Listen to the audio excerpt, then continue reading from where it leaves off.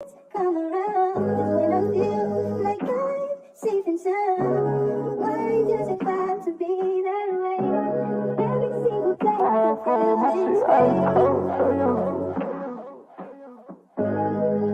Bro, my shit ice cold, Trey Young.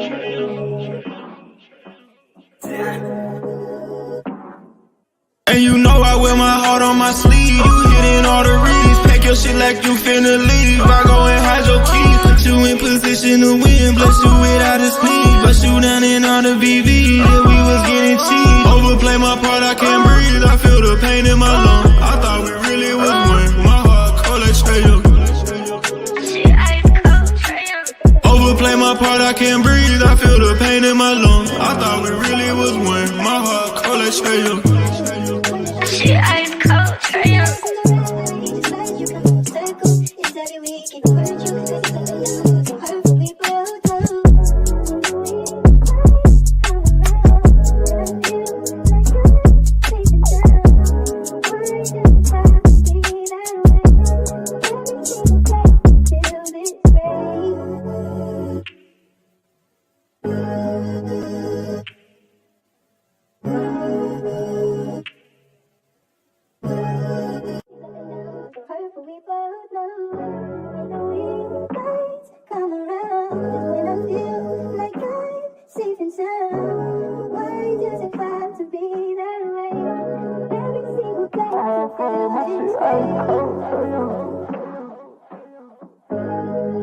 Bro, my shit ice cold, Trey Young.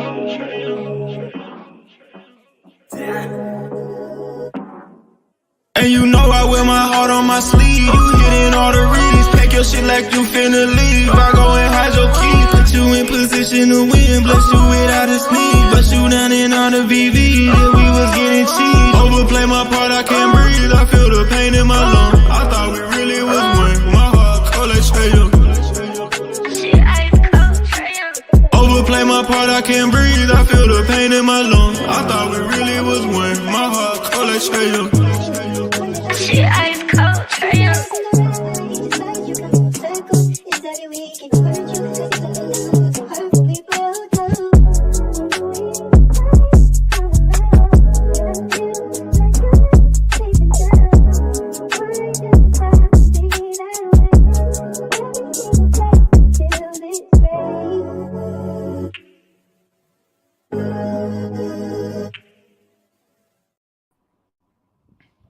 What's good, family? It's your boy. Hold up 1 second, gang. Let me fix my camera real quick.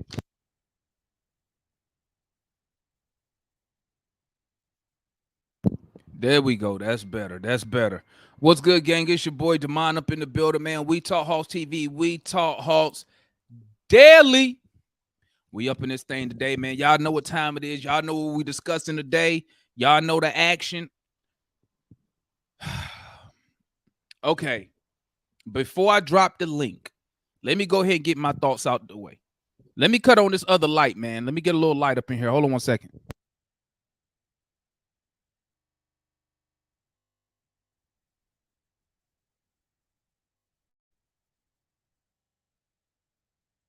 Okay, that's a little better. Let me give you my thoughts on the trade, family, and then I'm going to drop the link. And I want to hear from Hawks fans today. Remember, guys, this is an interactive fan channel. This is open for anybody, any Hawk fan want to come up here and give their opinion, give their thoughts on the Atlanta Hawks. Do not be nervous. Feel free. Follow the link. Come up here. Let's hear your thoughts and opinions. Okay. We always trying to encourage new fans to come up here on the platform. This is not just for me to run my mouth. It's for all of us. Okay. You don't have to be an expert. You don't have to be a coach. Just a fan, you know. Shout out to people who not Hawk fans. I know I got the Heat fans up in here, Knick fans. Hey, y'all can come up here too. I don't have a problem with it. You feel me?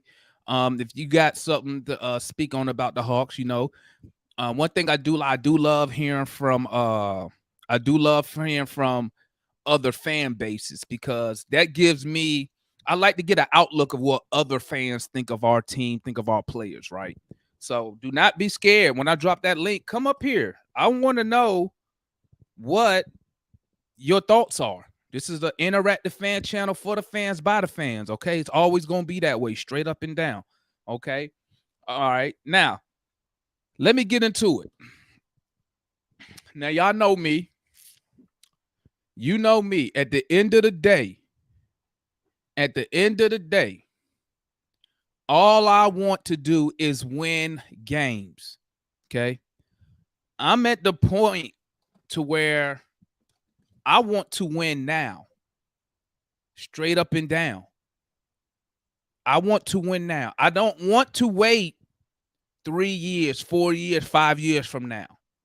I don't want to keep hearing excuses on why this team can't compete for a championship. I've heard every excuse in the book. I've heard every excuse in the book on why this team is not competing for a championship. That's why I'm at the point I want to win now. Y'all know my motto. I'm always open for business.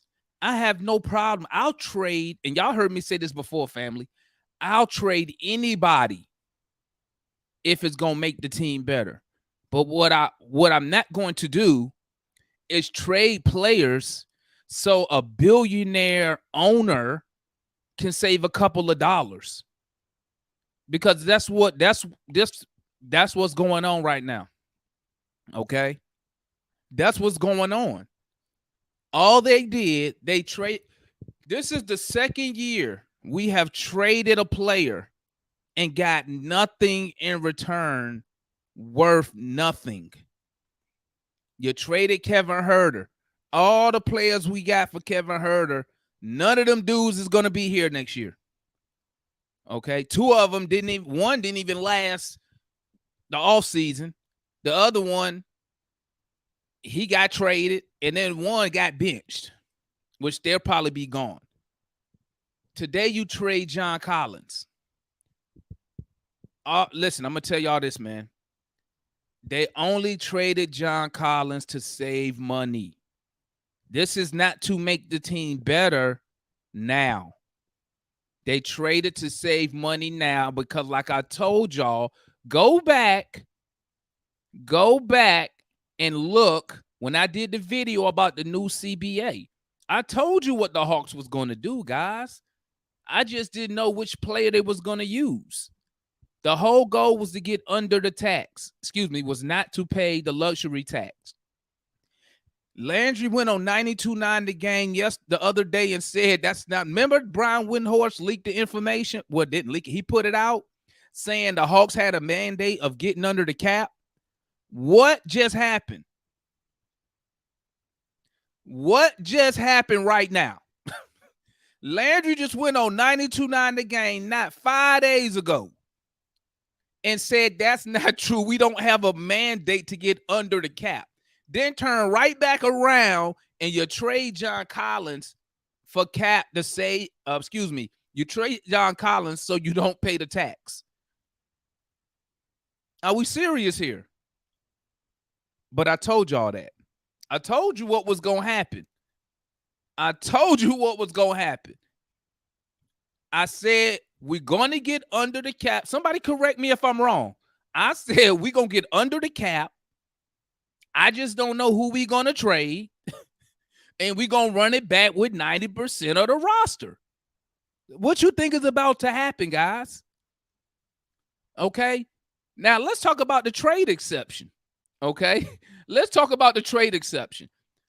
I see a lot of people on Twitter and Hawks Twitter really don't understand the Hawks and what they're doing and the trade exemption. Okay. For some reason,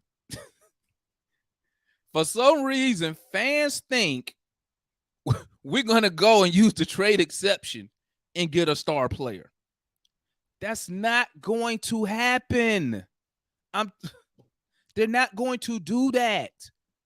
One is because name me a star. Who's the star player that make 25 million. Your star players is in the 30 and up club. Okay. So you're not going to use that. And then if you do that, that put us in, listen, right now we are between $9 and $12 million under the luxury tax. Okay. Don't forget, you got to sign you just got to sign your rookie class. Okay, so that's $4 million right there gone. So that leaves us around like $9 million, right? The owner is not paying the tax. I've been telling you this the whole time. He ain't paid it since he owned the team. What makes you think anything was going to be different? Correct me. Did I not say that? Did I not say we're going to get under the cap? Okay. We're going to get under the cap and we're going to run it back. That's what's about to happen. That trade exemption, let's go over the trade exemption real quick, guys. Okay. It's two ways you can get a trade exemption. Okay. And I want y'all to understand this. So when you on Twitter or when you up in here, you got some knowledge on this, so you're not confused. The way we created the trade exemption by sending out John Collins and not taking back any salary, that 25 million, right? You cannot use it on free agents. Okay. So don't think about going to get a free agent. Okay. Outright. You can use it in a sign and trade. Okay, so let's use Siakam for example. Siakam at 35 million, I think that's what he's gonna make this year. So you could take on Siakam, right? That trade exception gonna take up 25, but you still got 10. So what does that do for the Hawks? That put us in the tax. He don't want to pay the tax, right? Now think about this. Even if he did want to pay the tax and you trade for Siakam, right? And you trade for Siakam, now you got to sacrifice. First, you got to trade for Siakam. Okay? So now you got to add 10 million, something close around 10 million to get close to the salary of Siakam with the trade exception. Who you giving up to get him? Who are you giving up to get that guy? And I'm just using him as an example. You can put any player there. So you're going to have to give up the trade exemption and you're going to have to give up a player because you still have to trade for said player. Okay? So let me tell you something, guys. Then if you trade for Siakam, just using him as an example, who growth you stunting? Are you stunting AJ Griffin growth? Are you stunting JJ growth? Because somebody going to lose minutes. Listen to me. They not going to do nothing, guys. If they do something, I would be so shocked. They're not going to do nothing.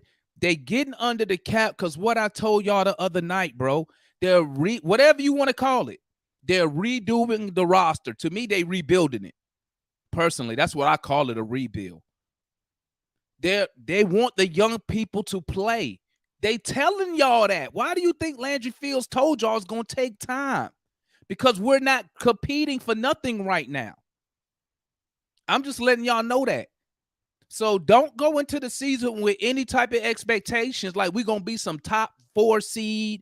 Let me change that. We are not competing for a championship. That's all I'm going to say. Because that's all I care about. I don't care about making the playoffs. I don't care about being the top seed. I care about winning the championship. That's why they playing the younger guys. Look what they're doing right in front of your eyes, guys. Look at what they're doing. And everybody's on the JJ. Yeah, JJ got an opportunity. But that's good. I'm glad he got an opportunity. But you don't win championships with young players. You don't win championships with young players. You about to see JJ get major minutes. You about to see AJ get major minutes. Okay.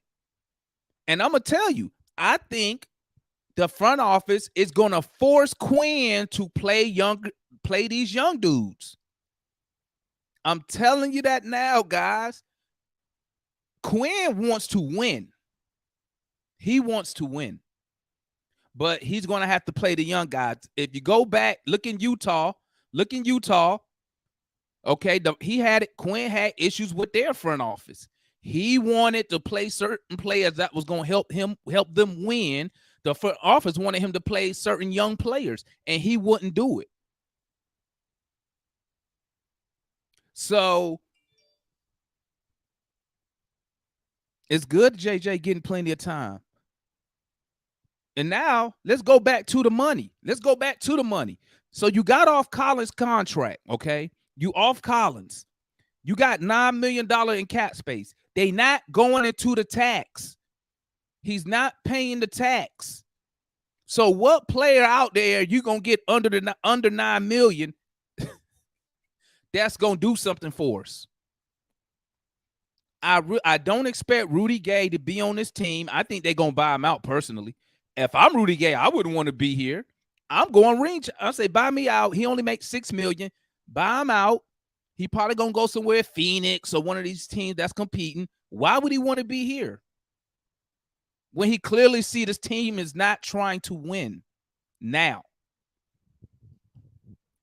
I'm gonna drop the link, man. Y'all come up here. Give me your thoughts and opinions on the move today, family.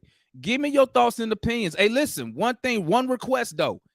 Hey, if you got all that background noise, don't even try to come up here, dog. Okay, because I got to keep muting and unmuting and muting and muting. Make sure you got all that background noise out.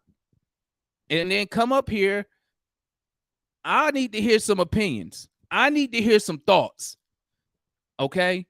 Because what I'm starting to see a lot of Hawk fans' expectations. I ain't seen a Hawk fan say nothing about a championship. Nothing. When your goal is just to make the playoffs, what type of fan base, what type of expectations do we have as a fan base? Is that the low? Are we at the low now? We just want to make the playoffs? Wasn't that the same thing we were saying under Lloyd Pierce? Oh, we just want to make the playoffs. It's Trae Young's second year, third year. Now we right back to just making the playoffs, and our star player is going into year 6. Our star player is going into year 6, and fans is telling me we just want to make the playoffs. Am I tripping? Is that our goal now? We just want to be a playoff team? Haven't we already, according to some of y'all, we already been in the playoff 2 years in a row? Is that still the goal? Let me drop this link, man, because I got to hear somebody. Listen, if you go to the link, follow the link, come up here. Hey, I need to hear some thoughts and ideas. What's going on? Every outlet, get on your phone right now, go to any outlet, and they all say we losers of the deal. Okay? We lost straight up. But didn't I tell y'all that? I said the only way you get off Collins' contract, you're going to have to take a L. And we took it. We took the L. It is what it is. Talk to me. What's good, White Mike? What's all good, man? Shit. Me and you agree on a lot of stuff. There's a couple things I think I disagree on that I think is going to happen. Okay, talk to me. You know, we also have the trade exception. Not only do we have we have the mid-level exception. Excuse me, what I'm talking about. You got the mid-level and you got this trade exception. So you got 2 different ways to improve the team. Well, I got to double check the mid-level because the mid-level is for a tax-paying team. We're no longer a tax-paying team. Yeah, is that not? It's like 12 million, right? So I got to see I got to see when does that go into effect. The mid-level is for teams that's in a tax. We are no longer a tax team with the Collins move. Okay. But you don't have to spend 25 million of the trade exception, you can break that up. You don't have to spend the whole thing. Right, right. And here's why I'm saying that.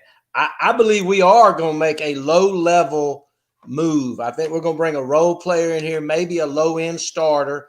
I'm thinking somebody like Harrison Barnes, somebody like that. I think we're going to bring in here. That's going to still keep up. We're going to stay under the tax. Don't get me wrong. I don't believe we're going under the tax. Now, how you say how are we going to do that? I'm telling you, I don't think this is over. I think Clint Capella's leaving. I still believe that. I think it's a wrap. I believe Clint Capella's leaving too. And if he leaves, who gonna replace him, White Mike? Well, that's what I'm saying. Now you got 20 million plus this other. They're not gonna spend all that money. Let's be clear. You gotta remember, if they trade Capella, they have to take back salary, or you just gonna get another trade exception. That's right. Well, that's where I think you're going to get this other player, a Harrison Barnes, or you're going to get a role player, maybe a younger big guy, but something like that. Here's what everybody needs to quit. Everybody needs to quit all this Karl Anthony Towns bullshit and this Siakam, because all you doing is chasing bunnies. That shit ain't happening. We're gonna stay under the tax. We're gonna stay under the tax. We're gonna bring it. A role player of some type in here after we get rid of Capella. I truly believe that's where we're going with this. And then that reshapes our team. It's either going to be Capella or DeAndre, and I'm thinking it's going to be Capella. I don't think they're going to get rid of DeAndre now. They got to have somebody also play that position. You want me to be honest with you? Yeah. They're not moving nobody else, man. Oh! Then you spend a lot of money to have Clint Capella sit on the bench. That's what they probably move Capella. If they do, that's what I'm saying. They probably move him later in the season. I'm thinking by the deadline, they probably going just so they can see. They're going to listen. This is what I think as far as the center position. But hold on there, DeMar. They're going to start. Watch this. They're going to hurt his value, though. Whose value? You're going to hurt Capella if he's not starting. No. He's going to start. But I think the minutes are probably going to be almost even, so they can get a real good read on a Kongwu. I think they're holding on to Capella as a legit plan B. If a Kongwu is doing his thing, I'm thinking they might move him before the deadline, but you still need a backup, which that's going to be hard to find, during the deadline. That's going to fit. That's going to work money-wise. You feel with me? Yeah. I don't think they're going to do nothing else. Wrestler wanted us to get under the tax. I mean, not pay the tax, like I told y'all months ago. That was the goal. He accomplished the goal. It's really nothing you can do if he's not going into the tax. He's not. You only got $9 million under the cap. Unless you trade Capella for somebody coming in. But like you still taking back salary, so it got to be somebody who's making less. Yeah, you're going to take back some salary. You're right. I'm saying I think they're going to make a trade with Capella, bring back a lower end talent to fill in a role. They're going to have a veteran somewhere. Let me tell you this, White Mike. If they trade Capella and bring in they bring in somebody that's not better than Okongwu, that's what they're going to do. They showing you right now we rebuilding. That's what they're going to do. Younger talent. Y'all remember I said this. They doing it right in our face, man, and nobody seems to catch on to it. Hold up, let me bring on my guy Eddie. What's good, Big Verb in the building? What's good, my guy? Okay, Carla, what's happening? Can you hear me on the headphone? Yeah, I can hear you. I can hear you. Okay. Yeah, man. I'm about to speak on this thing from my angle. Nobody else speaking on this one.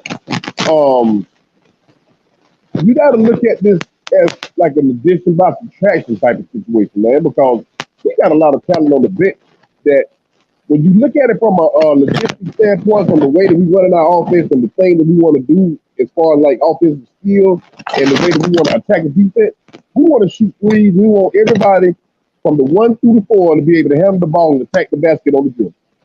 That's what Quinn wants to do. That's not when that's you not move what up. That's not what he wanted to yes, do. Yes, it is. It's exactly what he wanted. If you listen, did you hello? Did you hear that? Did you hear that interview from what's our CEO name? What do they call him? Puffy K? Coonan. Yeah, Coonan. Yeah. Right after the season was over with, Coonan came out. He had an interview on Dukes and Bell, and he came out and pretty much said about this that this was gonna happen because we need players that can dribble, pass, and shoot. Our objective was to get players on the team that can dribble, pass, and shoot at a high level. John Collins can shoot so. He can do a little rebound, a little. He ain't great at nothing, but as far as dribbling the ball, that was his weakness on the offense. Now we got a Jalen Johnson on the team, and if anybody's really paying attention to the squad, whenever Coach came, Jalen Johnson probably played some of the best basketball like anybody on the roster once the new coach came in. So just imagine what Jalen Johnson gonna look like at the 4 with a 50-inch vertical. That he's good at coming over weak side, helping over those defense.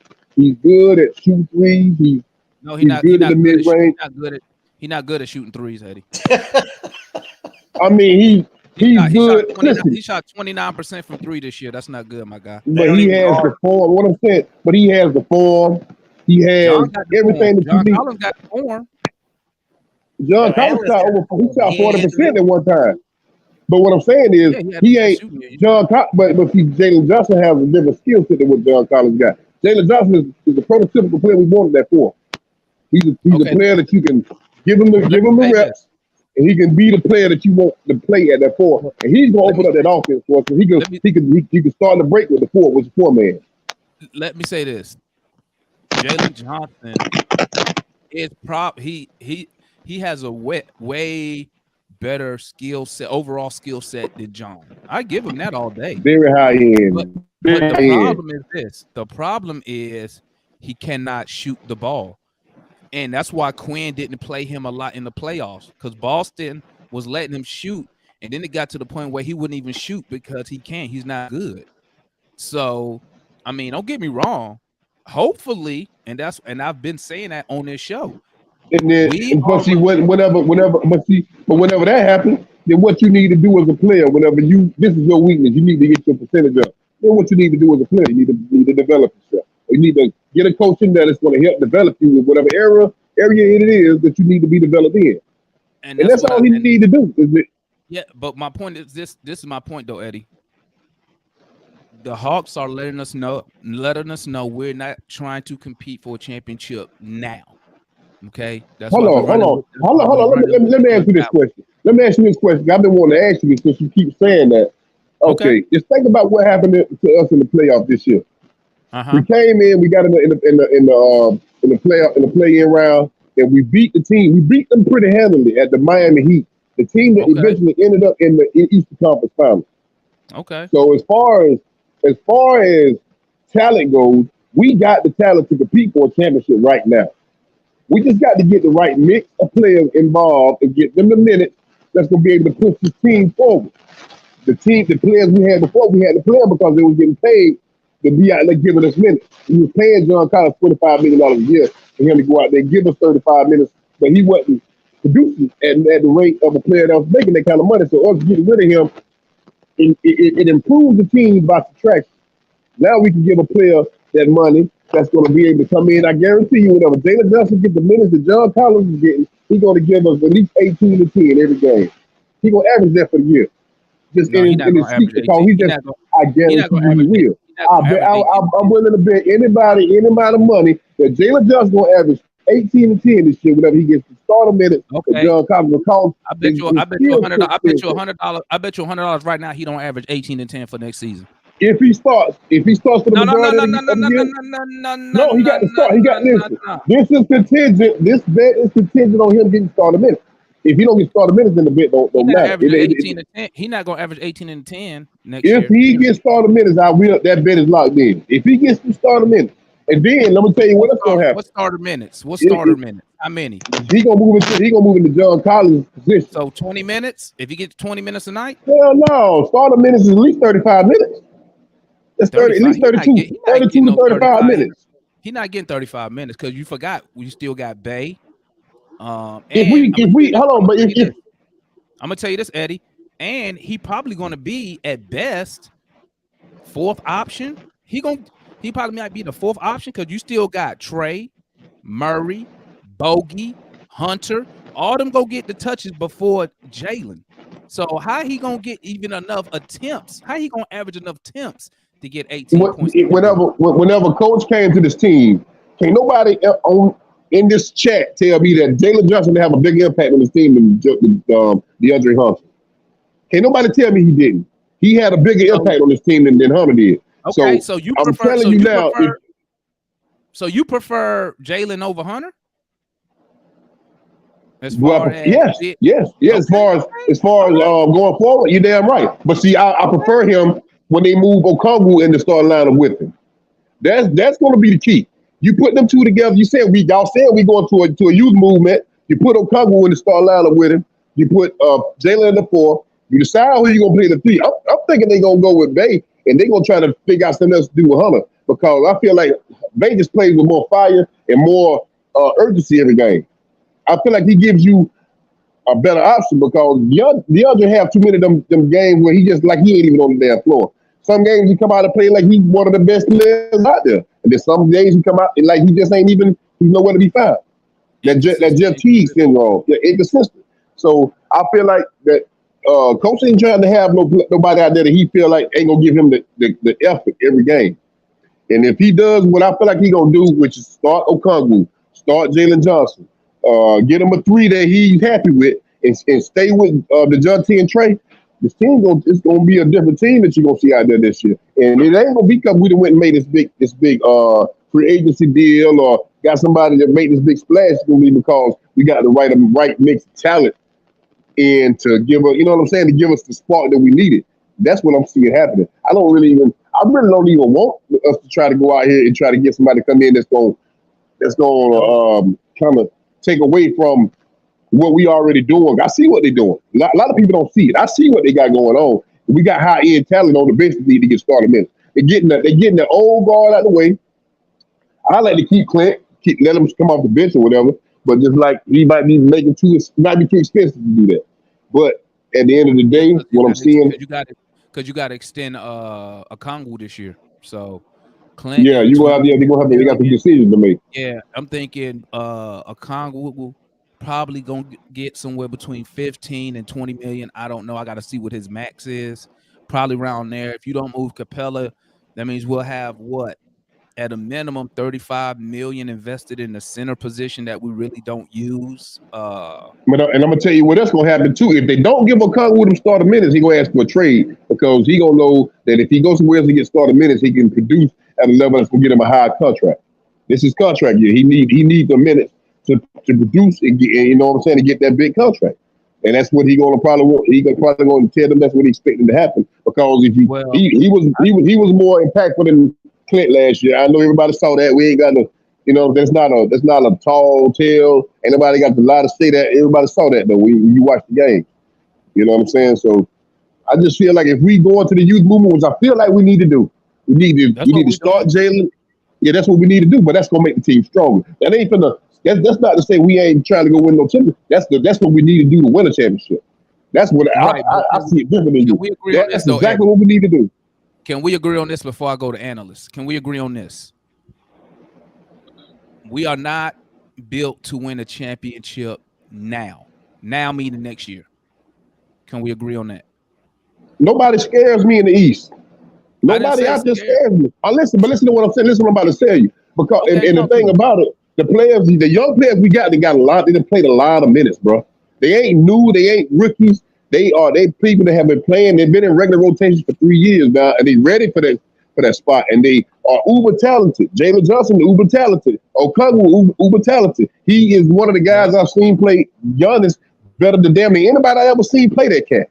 You know what I'm saying? So what I'm saying is, if they get their chemistry together by the time the playoff come in, we lucky enough to dodge injury. Now I like us over anybody in the East. So okay, correct me if I'm wrong before I go to analysts. So what you're saying is you think that basically Quinn can get these guys whipped up in shape, whatever IQ, whatever it takes. Yes. And that will That's what make he the, does. That's I'm his, gonna ask you this, because I know you, Eddie. I know you're a betting man. Would you bet $100 that this team is competing for a champion? I mean, would you bet $100 saying this team could get to the finals next year? Would you put 100 on it? I bet $100 we're a top 5 team in No, the no, East no, no, this year coming up. no. If That you're in the ain't top top five. 5, you Ain't compete top for a five. Ain't championship, nothing. brother. If the East wide open, That's top what five It ain't we is nothing. leave the something. bird on. If y'all, Daddy, y'all, You just said we the ain't East gonna wide compete for no open. You championship. said, listen, Eddie. You told me you not scared about nobody in the East. I'm not. So if you're not scared, I am not. making top 5 is nothing. So you should be thinking big. $100 say you got 100 saying that we a top 2 team in the East. Come on with the bullshit, man. Like you want all the damn cards on your side. Come You on, don't dog. believe that. No, I'm not You gonna don't give it. believe that. You don't believe that. You just up Anything here. can go wrong. You don't know Hey, what can happen in the course of a season. Okay, Trey you or don't Johnson can get hurt. Eddie, listen to me, my Anything guy. can happen. It's Anything can happen. okay. All man. That's why It's I said okay top not 5 to think because we you competing for a got a little championship, leeway. my guy. I feel like we You still just be a. I feel like. Listen, I feel like we still, even if one of the boys get hurt, I feel like we still a top 5 team. Even that if ain't one shit, of them get bro. hurt, We was what? What did we finish at it last year is and the year shit. before that? 7. When you go from being a play-in So team to a top 5 team, that is something. move up That's 2 spots that's in the East, improvement. like you said. All right, I'm just saying, man. You know, people talking that smack like we all this and that, but then The when it's time to Eastern put Conference, money the on Eastern it, that Conference Finals that team was matters. the 8th seed. There wasn't no top 5 seed. There was the 8th seed. Okay, Come we on, put man. 100 saying It don't take you. you got 100 saying we a top 2 team in the East next year. Man, you think you got all the goddamn sense, don't you?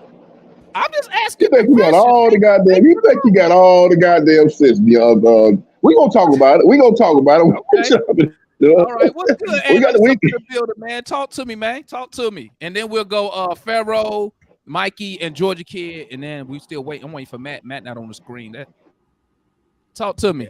Yeah, Matt told me he's cooking. Listen, this is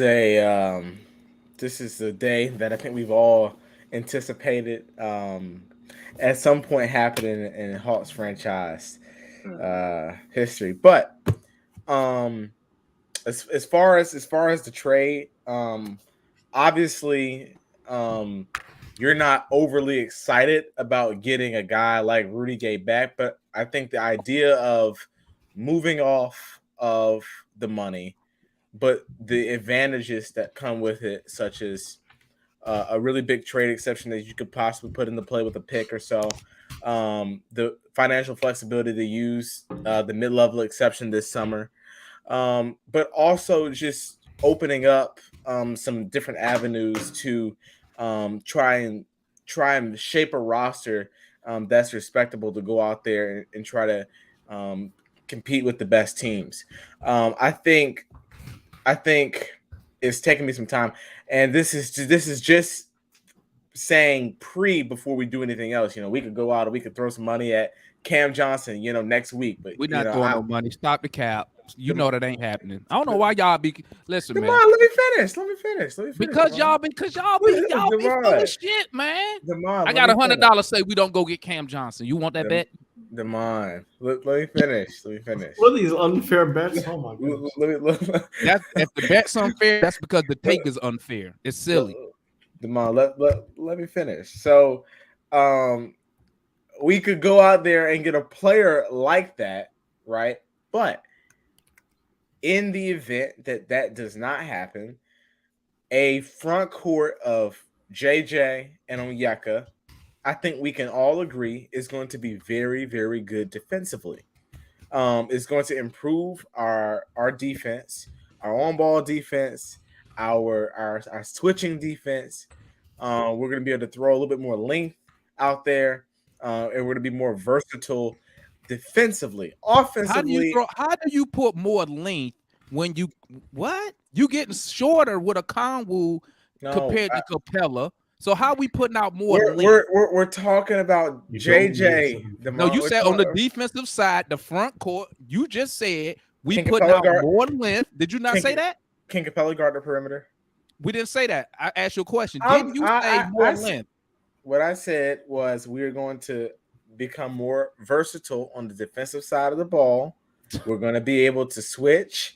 We're going to be able to guard different We're going to be able to guard 1 through 5. Now, offensively, I have my concerns because no, DJ, you're wrong. But I have my concerns offensively. Very. Because I'm not sold on that shot yet, but I think it can get there, and I'm encouraged with what Onyeka has been able to do. Now, in theory, I could agree with Eddie. I'm not going to go that far just yet because I mean, we rolling out with this roster. I mean, I don't feel great about it, but the few pros. I hear someone's. Hey, somebody cut your volume down. You echoing. Echo. Go ahead, analyst. So no, I think the few pros that a guy like Rudy does bring, which is not many. I'm going to be honest. I'm not going to sit here and hype up Rudy Gay like he's this 40% 3-point shooter that's going to be coming out here lighting it up. It's we do get a veteran. I think we've been needing veteran presence, particularly someone in that locker room to help the group, to kind of have that reinforcer with what Quinn and the coaches are saying. And then, I mean, other than that, like I said, I'm not too excited about getting Rudy Gay, but I think his veteran presence will be valuable. What Rudy Gay supposed to do? What his veteran presence supposed to do? I need to hear this. He's gonna be a vet, the same way we had Solomon Hill, the same way we had Dwayne Dedman, the same way we had these guys. I mean, he's gonna be a veteran presence. I bet you money. I bet you $10. Rudy Gay doesn't even play for the Hawks. I didn't say play. I said be a veteran. No, I presence. think we're going. I think we just gonna buy him out. I mean, his contract. Why would he want to be on a that. rebuilding team? Why would he want to be on a rebuilding team? Devon, okay, all right, fine. I'm just asking a simple question, man. So essentially, you're saying we're gonna get rid of him? Yeah. Why would we want him? He ain't gonna play, and if he plays, guess what he does? He takes away. Listen, this is what I'm trying to explain to y'all. They're pushing the youth movement right now. Rudy Gay does nothing but take up somebody's minutes that we could be giving to a AJ. You could be giving to what's the rookie name? Kobe. We don't. Hold up. Go ahead, analyst. Hold up. Y'all be quiet. Go ahead. You said right now, as the roster stands right now, with Rudy Gay on the roster, I feel like that's what he provides. I don't think he provides a whole lot more. I mean, right. I just asked you what he's supposed to do as a veteran. What is he teaching? He not bringing no championship DNA. He wasn't a good player. He was a mid player in the NBA. What? Come on. Yeah, what? What did you say? Rudy Gay was a mid player in the NBA. What? Oh my God! Stop it! Okay, that's too easy. You know how I like to do. Go ahead, y'all keep talking. Y'all already know what I'm finna do. I mean, keep talking. But no. So I think just he's in Memphis, he was mid. Yeah, I think yeah, he was mid. In Memphis? Listen, to me, you don't need, like when Solomon Hill came here, he didn't have 3 rings and averaged 25 points in the league, but he came here and he was a veteran for the locker room. Dwayne Dedman, when Dwayne Dedman was here and Trey said he was running the locker room, Dwayne Dedman wasn't averaging 15 and 12 and sit up here with 5 rings, Did we trade? Did we trade a player for Dwayne Dedman? Demond. Okay, right now, I'm just making sure. Man. Go ahead, keep talking. I'm just confused. You were just saying a couple days ago how you're prepared to take the L and how they're going to take the L. This is an L, and we took it. Yeah, it's an L. And now we're going to move forward. We're going to move forward. It's an L. We're going to move forward with the benefits that it provides financially, and I'm going to look forward onto the opportunities. Some of y'all. I'm going to look forward into the opportunities that we have. We have the biggest trade exception in the NBA. We have draft picks. What are we going to do with that trade exception, analyst? I don't know yet. Well, we have to look at some opportunities. What can we do with it? You can't combine it with nothing. You got a $25 million trade exception. You can't get a star with it. Okay. we can See go what y'all out. missing. This is Demar, what you y'all talking missing. like we losing Dominique. We ain't losing Dominique. We lost John Collins, brother. No. What I'm saying is this: Someone they who- are rebuilding the team, right? People Okay, keep bringing up this trade define- exception, define- and if you define- don't understand how the exception works, you will fall into the category of, oh, we can go get this guy. Listen, that trade exception. The way trade exception, Go ahead. Is you typically will use a first round pick with the exception, and you go out and you get a player to fit in that exception that fits your team. Who fits the trade exception, analyst? That's what I'm asking you. I told you right now, I don't know. No one. No, come on, Damon. There's plenty of guys around the league. I mean, Portland did it not 2 years ago. They did it last offseason where they had a big trade exception. The fan base was incredibly angry. They said, "What are we doing?" Because we traded CJ McCollum for nothing, and they put that pick into play, and they got Jeremy Grant. Now, what did Jeremy Grant do again? Talk to me. Now he won $30 million, right? What did he do? Did they make the playoffs or something with Jeremy Grant? Damon, that's not the point. That's not the point. It is the point. Yeah, but he had a great season. You can't take that away, Damon. He had a great season. On a losing ass franchise, right, Mikey? How many games they win last year, Mikey? He averaged many more points than John. How many games they win last year, analysts? Is he the number one option, Damon? How many games they win last year?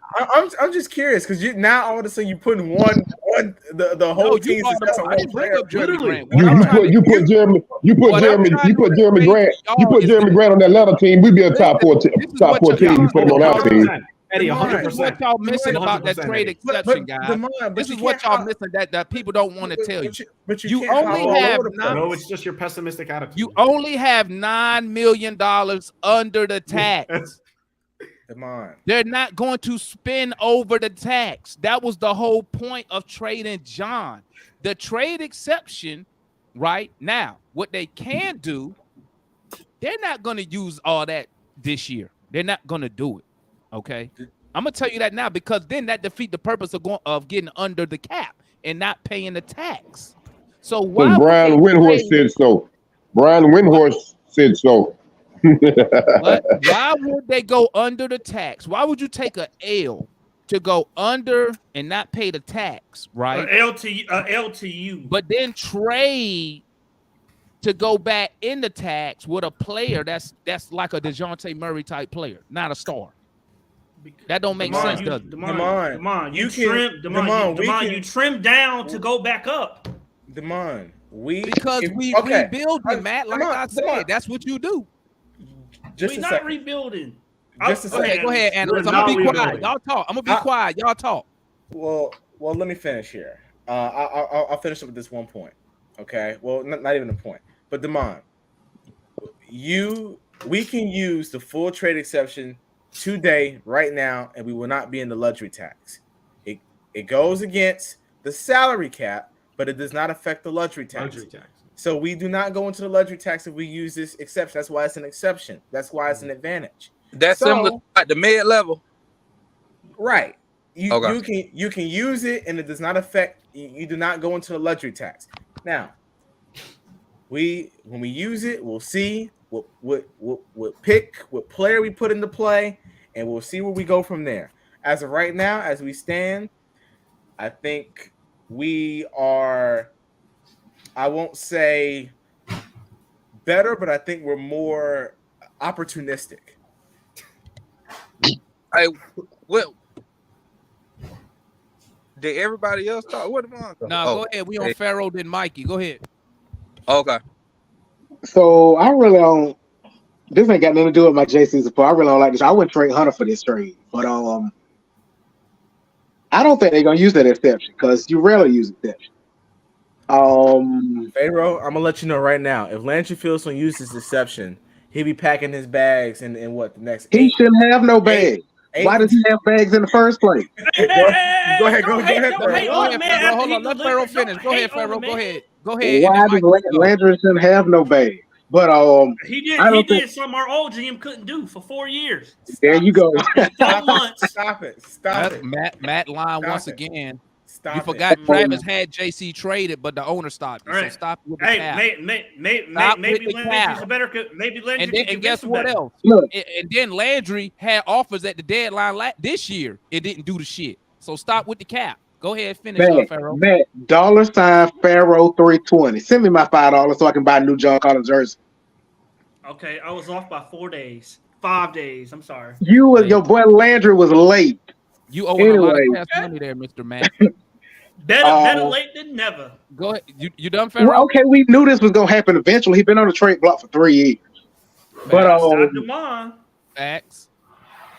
Anyway, we about to, they probably still finna move Clint. We finna be the smallest team in the league and get beat by 150 to 139. That's pretty much, and that ain't got really nothing to do with JC. Because we're gonna be small as hell once they move Clint. Clint is the biggest person on the team at 6'10". So how we ain't scared of fucking Embiid or Boston big as hell?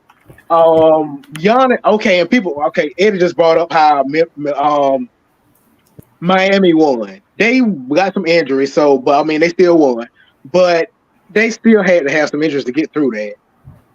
I just don't see how, unless we accurate as hell, I don't see how we just gonna be outscoring all these teams. Okay, y'all can go. All right.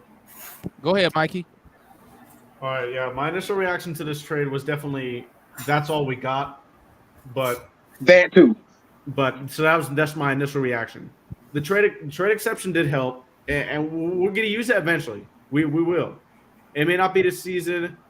It may not. Got 1 year to use it, so it better be 1 year. quick. It may not. I don't know, but I don't think I'm just not going to use it. I hope we do at least. But if you immediately, my reaction is player wise, talent wise, we gain offensive versatility for some lack of help side defense, and right now, as the team is currently constructed, I don't see JJ starting next to Clint Capella just because the shooting it will not work. I see Saddiq Bey taking the starting job, and y'all know I don't really like Saddiq Bey, but I think I still see him starting right now. If Clint is traded and OO gets a path to start, I do see Jalen Johnson sliding into that starting 4 position. Now, Jalen Johnson's a good on-ball defender. He's gonna have to take some strides in the off-ball department. We know he had lapses on that end as far as screen navigation and help side defense. Those are the 2 biggest things he's going to need to improve in to take that big leap that we're all expecting from Jalen this year. Now, from this trade, yes, objectively speaking, if you're Brian Windhurst, if you're Jake Fisher, national guys, yes, Damon, you're going to see that Hawks lost this trade 100%. From every single one of those outlets, and we did, but it's like give a little to get a little. I was a person that I'm a person that I thought a large portion of the fan base really discredited JC and didn't give him enough credit for the defense that he played, the help side defense that he did, and just what he brought to the table in terms of just stuff that doesn't show up in the stat sheet. Obviously, he had a bad year offensively last year, and that did cause us some problems. But I think we will miss that help side defense. As far as just what we're going forward, like Damon is saying, I do not think we're rebuilding. I think we're very far from it. We don't forget this team started off last year with a top 13 defense in the league for the first 1.5 months of the season. In the middle of the season, when we went on that stretch where we won 10 games in 13 total or whatever, it was when we had that 5-game win streak. We had both a top 12 and defense and offense. And then towards the end of the year, we slacked off on defense, and the offense got up there with Quinn. So this team, as currently constructed, is talented. Don't think otherwise. This is a talented team. We're gonna compete for a playoff spot, and I expect competing for a top 5 seed. But it's not like John Collins isn't gonna be missed at all. We will miss this help side defense. It's not gonna be there. But yes, the trade exception the trade exception, the mid-level exception. These are valuable things that we get. So I think that when it's all said and done, we're not going to take a huge step back like a lot of fans are saying.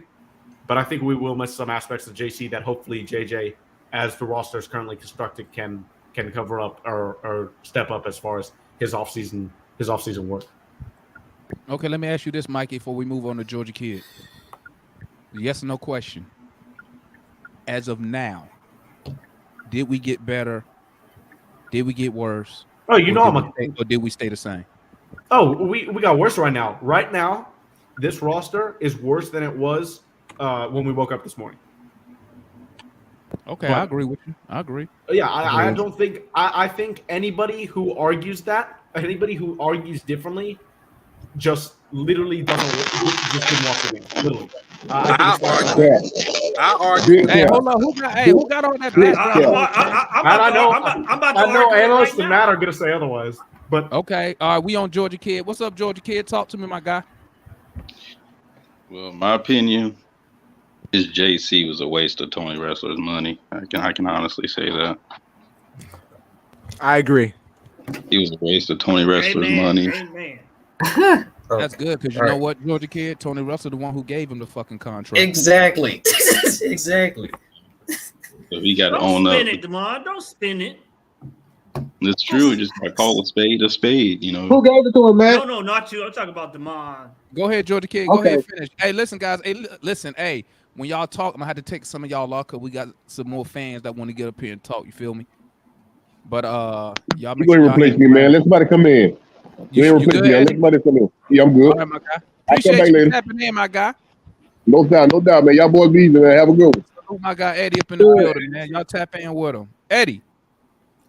Yes, sir. Yes, sir. Hey, tap in. Hey, real quick. My guy Eddie and his wife, they do Causewell Creations. Hey, drop your link to your website in the chat, man, so they can tap in if they need some, G. Most definitely. It's Carswell Creators on Facebook. If y'all on Facebook, man, it's Carswell Creators. I'm gonna drop the link. We do anything from like team football tables. We do memorial tables for a loved one that maybe has passed, and you want to do something that that memorializes them to keep their memory alive. And we do like Father's Day tables, Mother's Day tables, man. Different types of crafts, man. Just somebody that you love, man. But I appreciate the support, man. Appreciate you, Demond, for putting that link in there for me. Y'all fellas have a good evening, man. We're going to holler back. All right, my guy. All right. Who we on? We on Georgia Kid. Did you finish your thought? Almost. Okay, go ahead, finish, and then Matt next. So it's crazy to me is that we get all these reports, right, about how we're not going into the tax. And then Woj said that the ownership is giving Landry the green light to go in the tax and then improve the roster. So I'm just confused, and I'm done after that.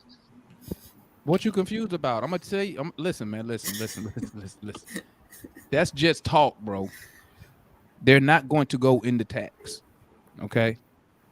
Guess what? Guess who said the same thing? Travis Link said the exact same thing. Okay. What you see is what we have. They're not going to make some extravagant move because that's the reason they went under the tax. Excuse me. They went out of the luxury tax for a reason, not to add somebody else who gonna make them pay the tax. That's not why they moved, Collins. They moved to get under. And anybody disagree? I got $100 to say, Matt, you already owe me $5. You sure you want to go again? Talking about here? We talking about Matt being expensive. Matt ain't trying to pay people. Matt, you go bet ahead, money Matt. like Go ahead. What's your thoughts, Matt? So we can keep it moving. You bet money like Landry. Okay. And Mike, how you gonna hate? And I haven't even started talking yet. I'll address that with you later on. But damn, I haven't started talking yet. Okay. Hey Matt. I'm here, Matt. Speak your mind. I'm not gonna cut you off. I'm not gonna stop the stream. Okay. Thank you. No, that's far from the case. I pay my Ask Gerald. I pay my debts. Hey, I can vouch for Matt. Anyway, Hey, Matt. Hey, so Matt today, is a good man. I don't care what nobody say. He's a good man. Go ahead, Matt. Tap in. thank you, Jared. Thank you, Jared. Okay, so first and foremost, I gotta check John Collins' birth certificate because I'm starting to think he John Russell Collins. I'm starting to think he John McHale Collins. I mean, Nobody damn, said y'all that. talking Go. about him like he the second coming of a generational big man. I just told you last night, Demond, he was committing bank forgery on them checks Okay. he cashing because he has not earned his money since he signed that contract. Well, It has been a felony on national television you can't on Bally steal, Sports to Matt. see him out there Matt, and give me but 12 Matt, points what you got and wrong is 6 this rebounds though. in the playoffs. You can't steal when the owner the one who gave you the money. So how's that stealing when the owner gave it to him? Hey, Demond, when you help the old lady across the street, and she opened up her purse. That don't mean you gotta take the money. What about okay? What about that was the what blonde about- leading the blonde. That was the blonde leading the blonde. Tony Wrestler don't know what nothing is worth. Let them talk. Okay, shout out my guy. Don't know what nothing My is worth. guy Ali said, "Give the Lakers Hunter. We'll give him a bag of chips." Shout out. Okay, we got a super chat. That's what's up. I appreciate that, my guy. Oh, they said go get the Lakers Hunter for some chips. No. Look who's saying no. Me. Okay, Go ahead. so Go ahead. Get the I'll be quick for Mike because I like Mike. I'll be quick. Okay, so hold up real quick, man. Hold up real quick. Today, good day. Shout out. Hold up real quick. Shout out Uncle Freezy tapping in with the homies, man. Knicks and Hawks in the Eastern Conference Final. Book it. Hey, I'll take that. I'll take it, 2K? but I wouldn't bet no money on it. Go ahead. Shout out my guy, Uncle Freezy. Make sure y'all tap in with him, man. Y'all blowing tears, man. That's my guy right there. Go ahead, Matt. My bad. Okay, so great day in Hawks history. Like I said on Twitter, one of the banner days in the Atlanta Hawks history to move off of a guy who represents our past, softness, unskilled, positionally, softness. Now, you might have I to mean, put his ass. so many adjectives to use, and they're all redundant. But anyway, so very happy to get off of Collins. I'm happy to take a loss with this. I disagree with you, Mikey. It's addition by subtraction. JJ, if you play JJ the same 28 to 32 minutes that you pay Collins, you're gonna get the same 12 points. Okay, just look at his per 36 and per 100 possessions. Onyeka Okongwu will be the starting center on opening night. I'm 50% there, foot on my $100 bet. I will be collecting. So I think that, like I said, this represents a new era, a dawn of a new era, and we can't be more excited. Don't do that. Hunter had career highs. He not career lows. Go ahead, Mike. Shout out Arch Alien in the building. What's good, my guy? Mike. What's up, man? What's up, man? All right, man. Ain't nobody want to talk about the real issue here. I'm gonna keep 100 with y'all. I ain't even finna go into all this stuff. I'll let y'all talk about, Rudy Gay and all that BS. Tony Wrestler sucks. Point blank, period. I don't want the man to be the owner no more. Y'all are the most forgiving fans and most forgetful fans ever. I brought up too many times. A couple years ago, Travis Schlenk was on the radio and he said something that I was like, what? Who says this as a GM after you make a move? He literally said, maybe we shouldn't have signed the guys that we did. He was letting y'all know then. He was letting us know then that it was dysfunction in the front office, that he was not allowed to do what he needed to do for this team to get us to where we needed to be. Y'all talking about the future. I keep hearing these words of patience and stuff like that, but y'all weren't patient with Kevin Huerter or something like that. You know what I'm saying? Still a young guy, but hey, just throw him away. Let's be patient with other guys, though. Okay, whatever, cool. Doesn't matter. But literally, all right, let me back up a little bit. Everybody who know me or been listening to me probably for like since at least the Eastern Conference Finals run, I've been saying for the longest, a lot of people shocked us like, but I thought you wanted to move John Collins. You right. I wanted to move the man like 3 years ago. I didn't want to extend him to his contract. So when y'all talk about, oh, he making too much money, Anybody who's being real and looking at this stuff, we said that. We've been said that. And Travis tried to move the man, but y'all owner that y'all excusing right now blocked the trade. But you too busy focusing on John Collins stealing money. Now put your hand down, man. You just talk, man. You ain't want to address this stuff. The real issue is that Tony has I just had a question. Also, salute now he got Rail. his little do boy in position. He got his little do boy Landry in position to do what it is that you want to do, but he need to get out the way, point blank, period. I have no faith in this front office or organization to actually have a forward plan thinking. They're thinking within just a small, short window. They're not thinking 3 to 5 years down the line. They're not thinking ahead of time. Y'all talking about patience, give this and that. Like literally, all the owner had to do was stay out of Travis Slank way. Travis' last straw was DJ. Matt, you crapped on DJ all year. And now I hear you changing your narrative a little bit. No. Yesterday, bro, you trying to? No, I didn't. No, I didn't. You have crapped on DJ all year. No, I didn't. No, I didn't. So it was a bad move. It was Travis' last straw. He did not want to make that move. That was his last straw of dealing with it. And what this organization did, the money, we said it all the time, they saved face and kept him around for a little bit to act like he's a part of the organization because they didn't want to look bad. Y'all got to understand. Stop believing this BS, man. Stop, like, bro, Mikey, other people. Some of y'all too young, man, so y'all ain't frustrated yet, bro. But, like, you know what I'm saying? I rocked with these boys before this for 13 wins. I rocked with these boys through Woody ISO system. I rocked with these boys through a lot of bull, bro. I'm not finna let these folks keep sliding, man, with this BS, bro, and keep having this hope and find the silver lining. That's what y'all keep trying to do as fans. I respect you as a fan. I'm a fan too, but at some point we got to stop doing that, trying to find this hope. Stop trying to do that. Yes, John Collins needed to move. We've been saying it. I've been saying it. A Kevin Huerter move was coming. Another salary dump was coming. I personally was just hoping it was Clint before John Collins. Y'all want to talk about system? Quinn barely played Clint. He barely played Clint playing against Boston. He wasn't playing him that much. Clint can't do what he want to do. We gonna shoot a bunch of doggone threes. Can Clint shoot a three? Nope. That dude don't even got a jump shot. Clint can't shoot a three. Clint can't shoot a three whatsoever. I can kind of argue with double O. I can see his progression and getting to a certain point because he shot, a little bit more. He can probably get to that point. I get it. But, dude, I'm sorry, y'all. The focus really just need to be on Tony Wrestler. That man has literally just wasted like 5 years, guys. He's wasted 5 years. He has wasted 5 years. All of y'all swear up and down, oh, we were ankle away from winning the championship. I'll try to tell y'all, no, we wasn't. You needed to package and strike while the iron was hot and make a move and go get you a legit start. But you didn't. So now you're sitting here dumping guys for nothing.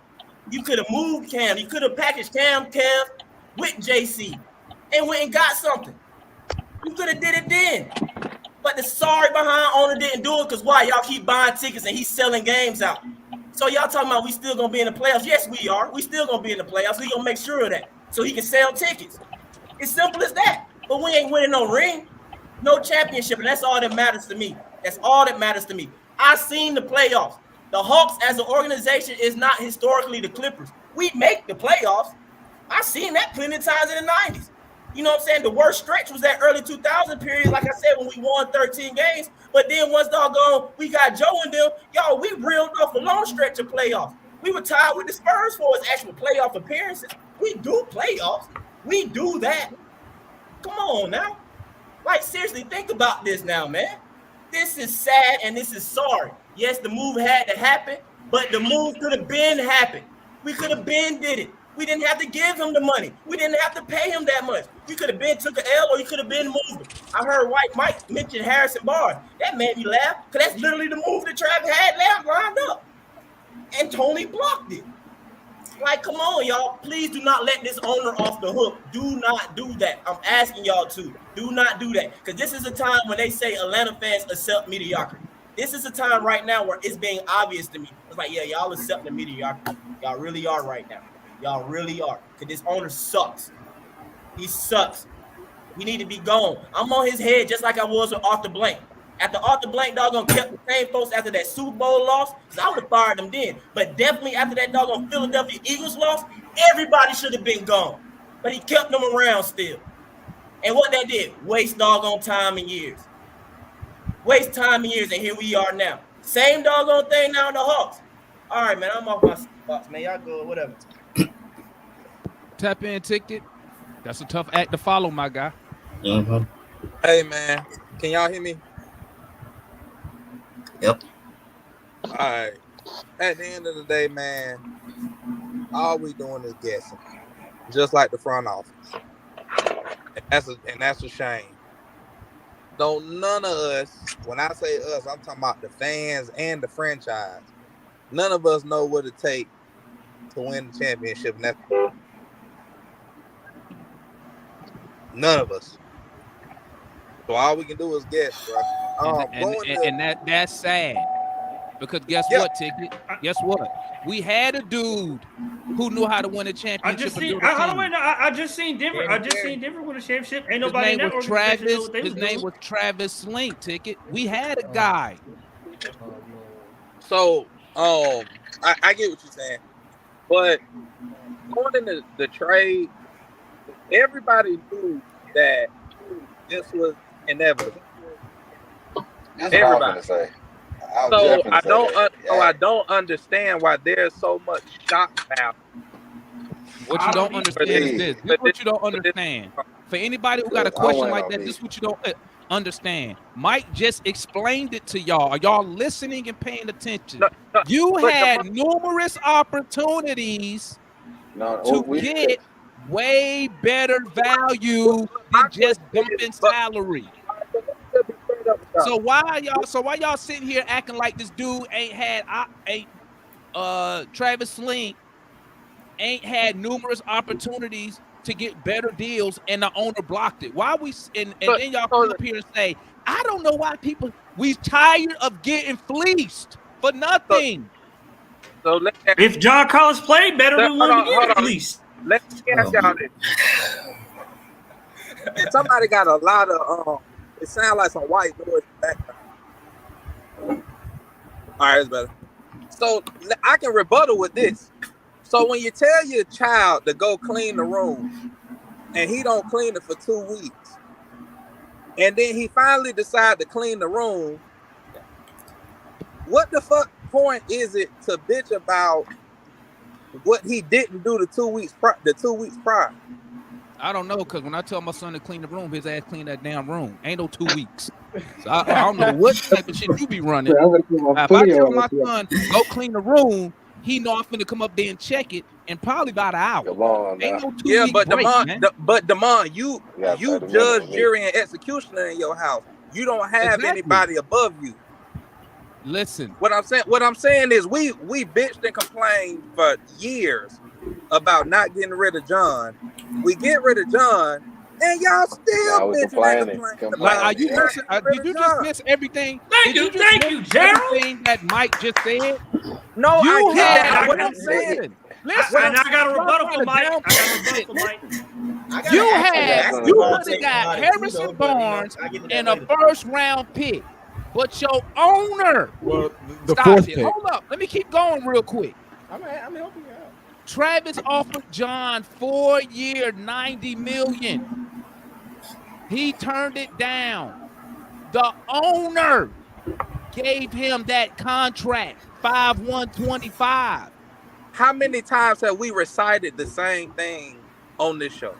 And that's what I'm saying, though. And that should tell you something. That's a goddamn problem. Growing up, though. But how many times? No. When are y'all going to actually show your disgust and say this is some BS?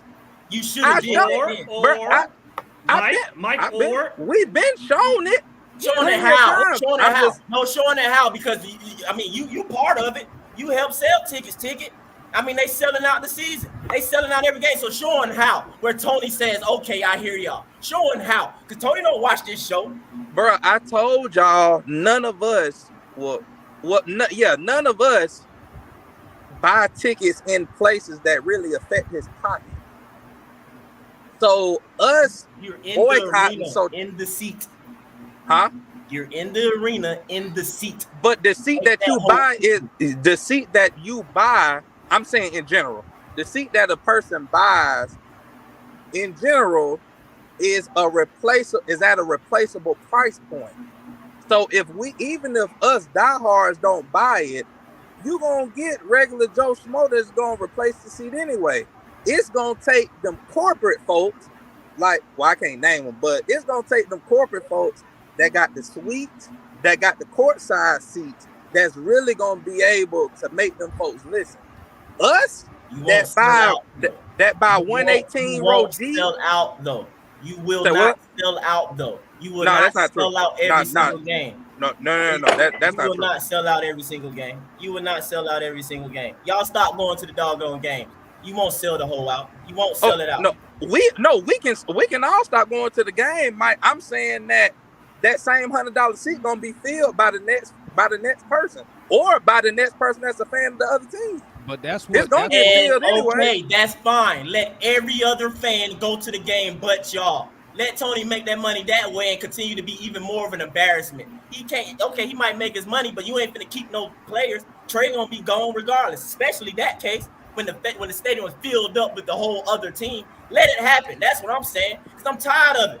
I'm tired of it. Stop making excuses for it, bro. Let me tell you Y'all something. crying over Hold on, I didn't make an excuse. I'm saying that y'all bitching and complaining about stuff about the fan. Okay, yes, I am complaining. You know why? You know why? You know why I'm complaining? And I ain't gonna use the other word because y'all niggas can hold that. Ticket. I'm with you. I'm with you, Ticket. I'm with you, But I'm Ticket. complaining, bro. You know why? Because I was born at Crawford Lawn Hospital. My birth certificate say Atlanta. This jump represent me. It's some BS because it could have been happened. I'm born in Again, Grady. after the conference finals run, the writing was on the wall that we needed to make something happen and do it. You don't do it. You block your GM. And then even just not that, let's excuse that. Just this past season, you bring in DJ, a dim star, according to Matt, who ain't do nothing really for us. Not an all-star, a point guard. You put at the shooting guard position.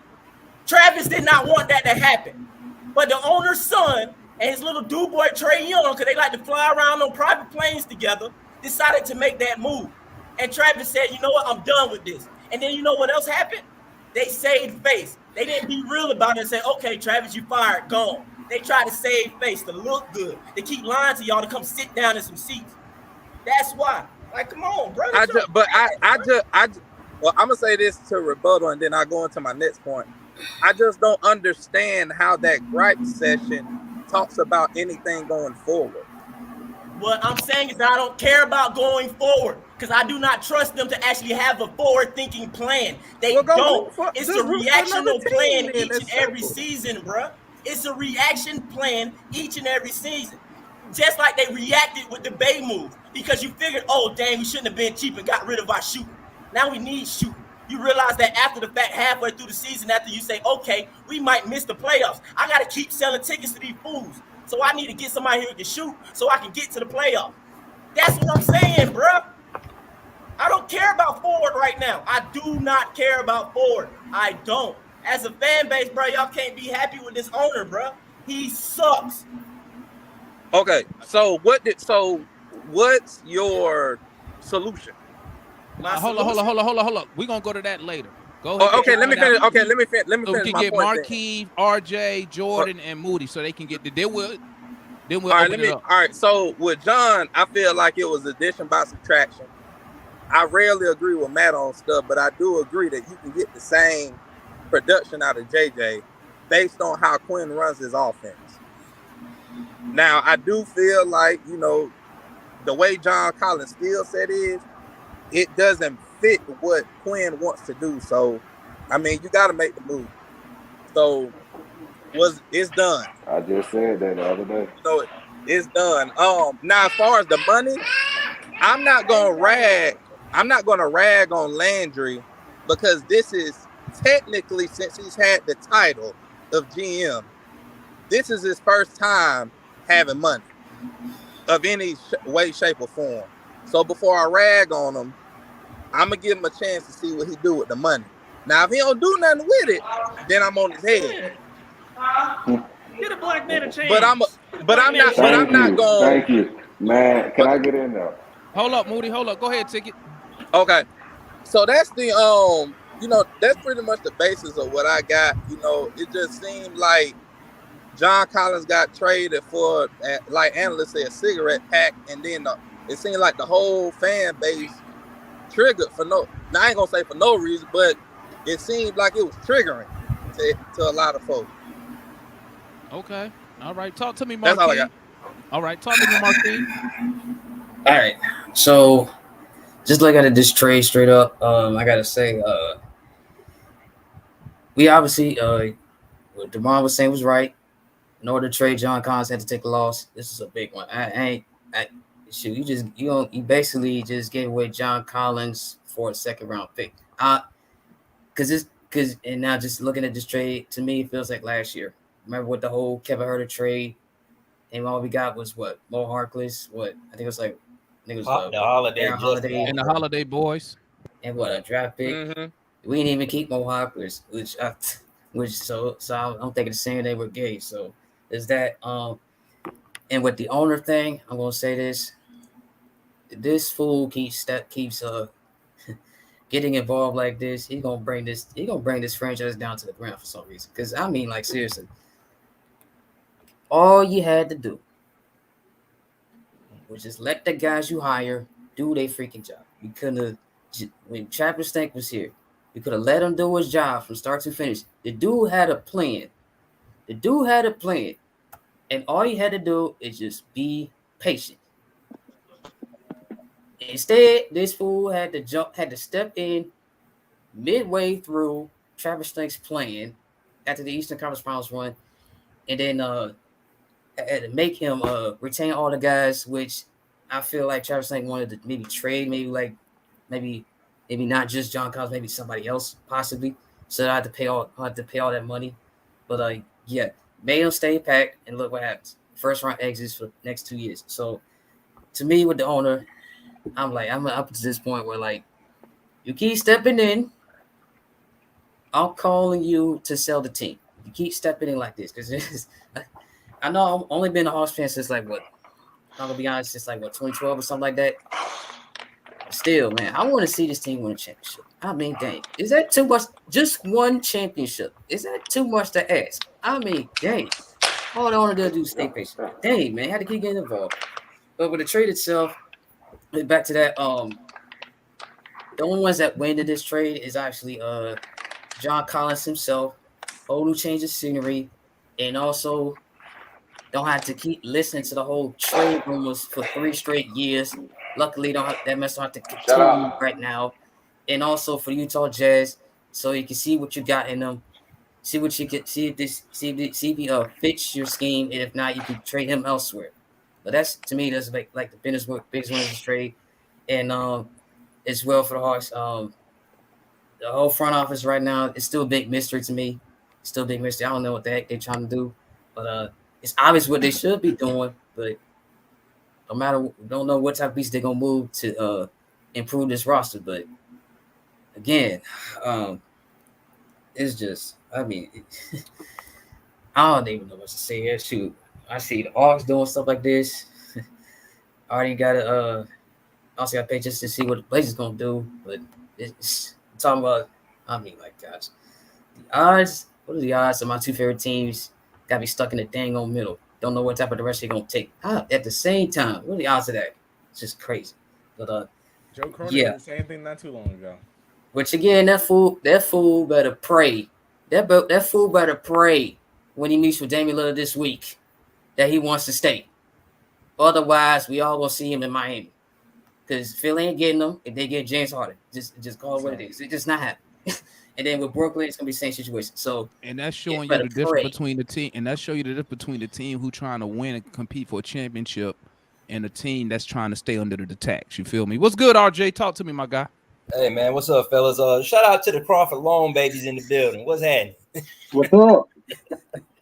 First things first, man. Well, I was born at Portland Naval Hospital, Mike. There you go. Take that. It's more than Grady. You know what I'm saying? It's more than Grady. What's good, RJ? Talk to me, my guy. Man. Then we got Jordan, and then we got Moody. Hey, man, real quick, man. This is real simple, man. I'm done blaming players. I'm done blaming coaches. Hell, I'm not even blaming the front office, man. All the blame rests solely on Tony Ressler. Point blank, period, man. I'm in full agreement with Mike. We have an owner right now, man. He don't care about winning, man.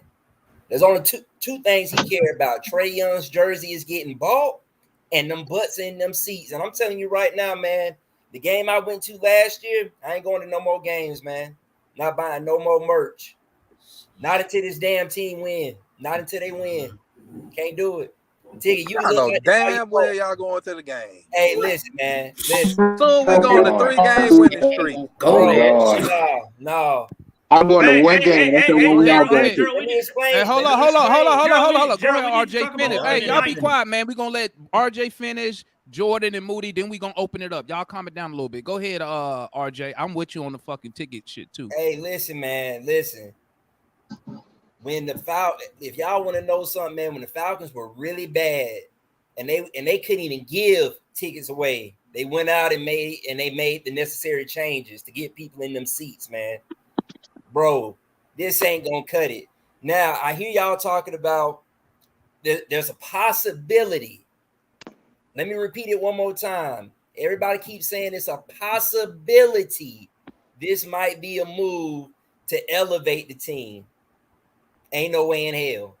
Because first of all, we don't even have enough assets to even trade for any damn body. Who we gonna trade? Because I saw somebody said we gonna trade for Cat. No. Bro, ain't no way in hell we trading for Cat because we ain't got enough to even give Minnesota to even make that pick even worth their while. Exactly. Okay, there's nobody out there we trading for. Aiden ain't going nowhere. Yeah, that's bro. The only thing they're concerned about is the bottom line. But again, it's gonna be a losing season. Strap in, fellas. Strap in. We used to it, right? And the only thing we really need to be worried about is, hopefully Tony Wrestler decides to sell the team one day, man. He is the problem. It's not the coaching staff, man. It's not the players. It's Tony Wrestler and his fucking son. You got people in positions who don't know which way is up. And I'm going to tell you something about Landry Fields, man. I peep game with Landry Fields. When somebody runs a business and they say it's a collaborative effort, you know what that says? Hey, man, when I mess up, we all mess up. It ain't on me. That's Landry Fields. Landry Fields has already set the groundwork to let y'all know if things hit the fan, if things don't go well, don't put all the blame on me. It's on us as the organization. No, partner. It's on you. But nobody wants to really take charge with that. I'm telling you, man, the only blame that needs to be had needs to fall solely at the wrestlers. Solely at the wrestlers, man. That's all I got for you, man. My God, Jordan, what's good, my guy? I'll wait to the end. I'll wait. Talk to me. What's good? What's going on, man? gentlemen? Talk to me, man. Hey, Hey. speak about the trade, but then I want you to real quick give me the Raptors perspective, because it's rumors saying that the Hawks trying to get Siakam, but Siakam said he want to stay in Toronto, but the Hawks still trying to pursue. So give me your thoughts real quick on the trade, and then real quick give me a summary of what the Raptor fans are thinking about Siakam to Atlanta. Well, I guess for the trade sake, first of all, it's good to see you guys. It's been a while, so hopefully everybody's doing well. Yeah, I wonder where you've been at, man. Hey, well, I've been gaining weight and working, so that's about it. But otherwise, I'm doing all right. Yeah, no, that's all right. Yeah, so my reaction to the trade this morning was one probably a lot very different from a lot of you. But I'll touch on the Atlanta Hawks side of it for a second. I've come to terms with it. Like, we knew that this trade was one that was going to happen. It was inevitable. The way that he was playing and the fit that he had on this roster last year wasn't one of which was a contributing player on a consistent basis for the Hawks. We all knew that.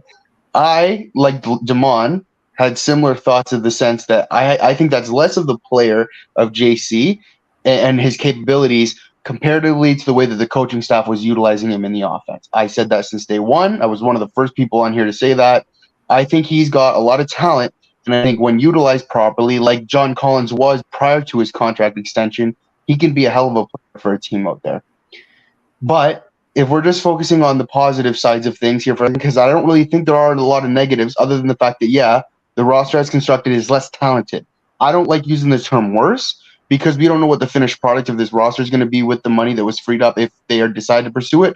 But if they don't, nevertheless, we don't know if the team's going to be worse or better. But I will say the team is less talented because John Collins is a talented player. Whether you like him or hate him, that is the fact of the matter.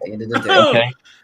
No, I believe that. That's honestly my belief. But we saw what he can do prior to his extension, and when he was balling out prior to the extension, nobody was in here saying he was a bad player then.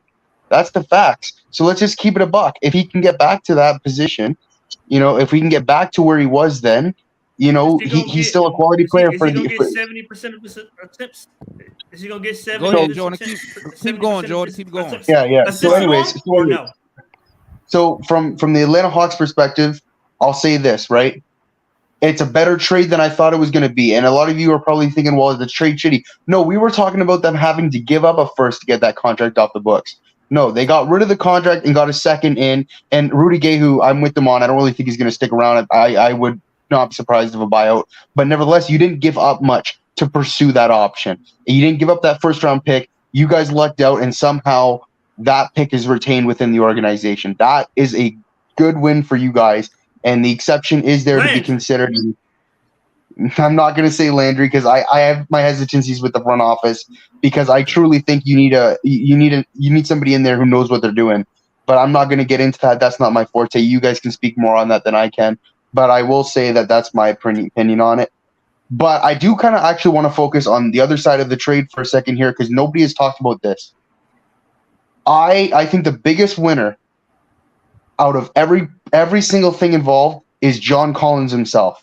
He is going to go over to a Utah team where he's going to have more possessions to actually, to really increase those numbers. Utah's a big winner because his numbers are going to get better. There's no doubt about that.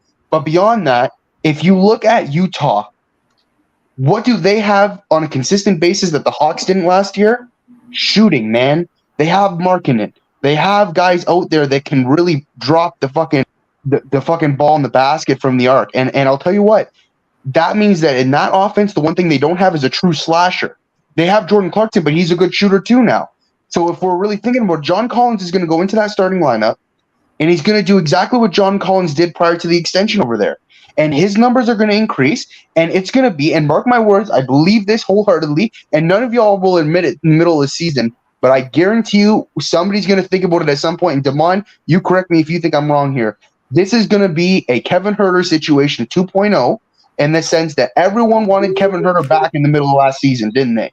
No matter how much you guys were happy about that trade when it happened, everybody wanted Kevin Huerter back when he saw what he was doing on another team. And the fact of the matter is, John Collins is going to be utilized this in the way that he is the most effective over there in Utah, and every single one of us here is going to want him back on the Hawks. If there was a feasible option, utilized the way that he was. That's my belief. And so that's my belief. Nobody was seeing it from his perspective, but I think this is a big win for John Collins because I think it's going to bring him back to a point where people respect him not only as a player, but somebody who can be dangerous on the basketball court. He's got things to work on like every other player does, but I think he's got potential over there to be something special. Now I'll go over to the Raptors quickly like you asked. We drafted a boy named Dick. That doesn't get me too excited. Oh yeah, but you got to say pause after that, Jordan. Pause. No. I wanted to draft them slick though. Since I They saw got them. different rules. Hey, Jordan. So tell me what are you hearing as a Raptors fan? What you hearing about Siakam to Atlanta? What's the word? I've heard that, right? And and do not take this offensively because I'm just being 100 right now. Yeah, be real. Yeah, no. I'm saying from my perspective, right? All Raptors fans, we've broken this down, and we're open to trading them out, right? I went on here last year and I said, OG, Pascal, these guys, I'm cool if we trade it. If we decide to go towards a retool or rebuild or whatever you want to call it, I'm cool with that because I think we have, the capability or to get some serious assets back for some of these players if you really decide to tear it down. Like but when you're trading Pascal Siakam, a fringe top 15 player in the NBA, and that's what he is. He was all NBA 2 years ago, not this past season, but he was pretty damn close. He was an all-star, right? So you consider him a fringe top 20 player in the NBA when he's on his game, and you're going to get some serious assets for that back, right? When he came out and he said that he didn't want to get traded to another team predominantly because of the fact that he won't sign with them, that was kind of out of nowhere, but I truly believe that it's due to the Supermax. I do think he likes the city of Toronto. It's a fun place to be, and I do think he likes Canada. He likes the teammates, and he likes the atmosphere. Hell, he won a championship here. The So he knows the GM is aggressive when he needs to be, right? We've all seen that. I think he likes that, and he thinks there's an opportunity to win in the future for Toronto, and he doesn't want to leave that. I'm sure there's an element of that. I personally believe that the money is a big part of it as well, because he's eligible for more money if he stays here. So I think that's part of it.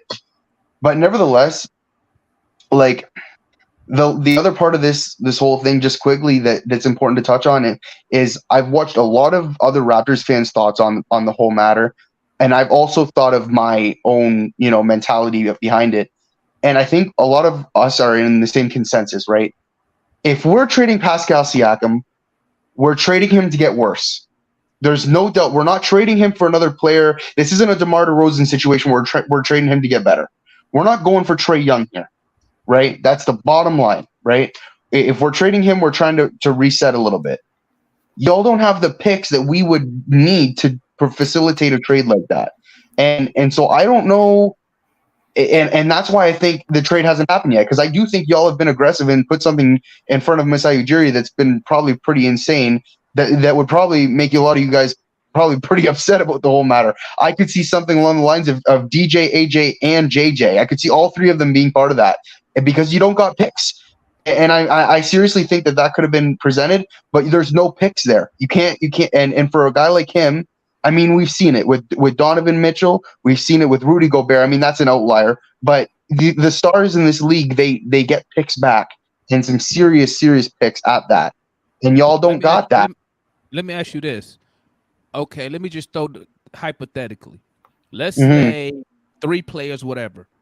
And say Toronto want 3 picks, 3 first rounds, right? For Siakam. What would it take for us to go get OG Anunoby? Okay, so interestingly, I've seen reports there. OG is more valuable right now than Pascal Siakam is, and that's not a report. That is, I actually believe that is factual, because essentially what I'll say is Masai Ujiri, he drafted OG, right? And OG is his guy. He loves OG and he sees endless potential in OG. And ultimately speaking, the only issue that we've had with OG in the past is that he wants to be more involved in the offense. You can't really fault the guy for that. If he's efficient with those touches and we're able to give it to him, I think he does have the potential to be just as good as Pascal. He's already a top 3 defender in the NBA at times. Definitely a top 3 wing defender. He's a fantastic, one of the best aggressive stealers in the NBA. And that's bar none. And he's young and he's on a great contract. I think he's making less money than John Collins for another 2 years after this year, or 2 years starting now. So from what I've heard, he is just as valuable, if not more, than Pascal, because Pascal's on a 1-year deal, and that thing came out that he's not willing to move or re-sign with another team. So yeah, and you know what? And I'm glad you brought that up. I forgot about Siakam trying to get that Supermax, which means he will have to stay in Toronto to get the Supermax over 5 years. That's right. Yeah. So mind you, what I will say is this, right? I think the reason why y'all are being aggressive is because no matter what, if you trade for Pascal Siakam, and don't nobody get upset about this, because I'm stating the facts. You would have to give up a lot. We all know that, because the guy's legit, right? You give up 3 players of whatever we want, right? We're talking probably Herter, JJ, AJ, or something along those lines. I mean, Hunter, and 2 whatever players we want, right? 3 players, couple seconds, whatever the fuck it is, right? You guys get Pascal Siakam in here, even though he says he's not willing to re-sign with y'all. What I will say is this: if you're doing this to make a win now move, right? He's gonna ball hard because it's a contract year. Even though he's not eligible for that Supermax, he is gonna go out there every night and he's gonna do what Siakam does, and that's the bottom line. It's a contract year. Look at any other star out there. If it's a contract year, they're fucking playing because they want the money, right? I mean, has anybody ever seen fucking Kyrie Irving? I mean, he had a bad end of the year, but he was playing every game because it's a contract year. How many times do you see Kyrie Irving play every game in the fucking regular season towards the end? Come on now. It's a contract year. Stars are going to play. That's the bottom line. If you brought him in, he's good for you. Yeah, so, I kind of figured that, man. That's why I wasn't sold on a Pascal Siakam move. I really believe, and then I'm gonna say this, and I'm gonna go to Moody. I believe that if you make a move for Siakam on an expiring contract, I think that's also I really believe that's a smokescreen for the Hawks. I believe that the Hawks will make that move just to sell the tickets and get the fan base excited, but they wouldn't. I don't think they would care if he leave, because what that does is now we're off more money after next season, right? And you open up another slot to slide in JJ as a starter, because Siakam will probably take JJ minutes if he come over here. So with OG. And just quickly, two quick things, and I'm passing it to Moody. I don't mean to take up time. I'm sorry about that, brother. Go ahead. Number one, I think a lot of people, from what I've heard so far, a lot of people think JJ is going to come in and take that starting role. I'm of a different opinion, and y'all can disagree, and I guess we'll see when the time comes. I think Sadiq Bey, after y'all giving up 5 seconds for him, is going to come in because of his shooting. I think that's the whole point of this. They don't because John Collins' whole role, and the reason he didn't succeed here was because he wasn't a consistent shooter. Sadiq Bey can shoot beyond the arc. He's a bad defender, but we were complaining about the same things with John Collins. I think JJ will get his time. Don't get me wrong. He'll definitely get more minutes now that he's gone. But I think in terms of who takes the starting role, I think it's Sadiq Bey. Lastly, on that trade, I think it doesn't make sense for either team. And I'm surprised that the Hawks are still pursuing it, because I mean, I understand if it's Tony Ressler saying, okay, we want to get the money off the books. We don't want any of the tax issues going forward. Let's make a rebuild. Let's retool it the way we want, whatever, this, that, the other. Okay, that's the only fucking time it makes sense, because let's be real, and I'm not being an asshole here, and I want you guys to think about this while I sign off here, because I mean, Toronto Raptors is not looking bright either for us here. So I'll just be honest.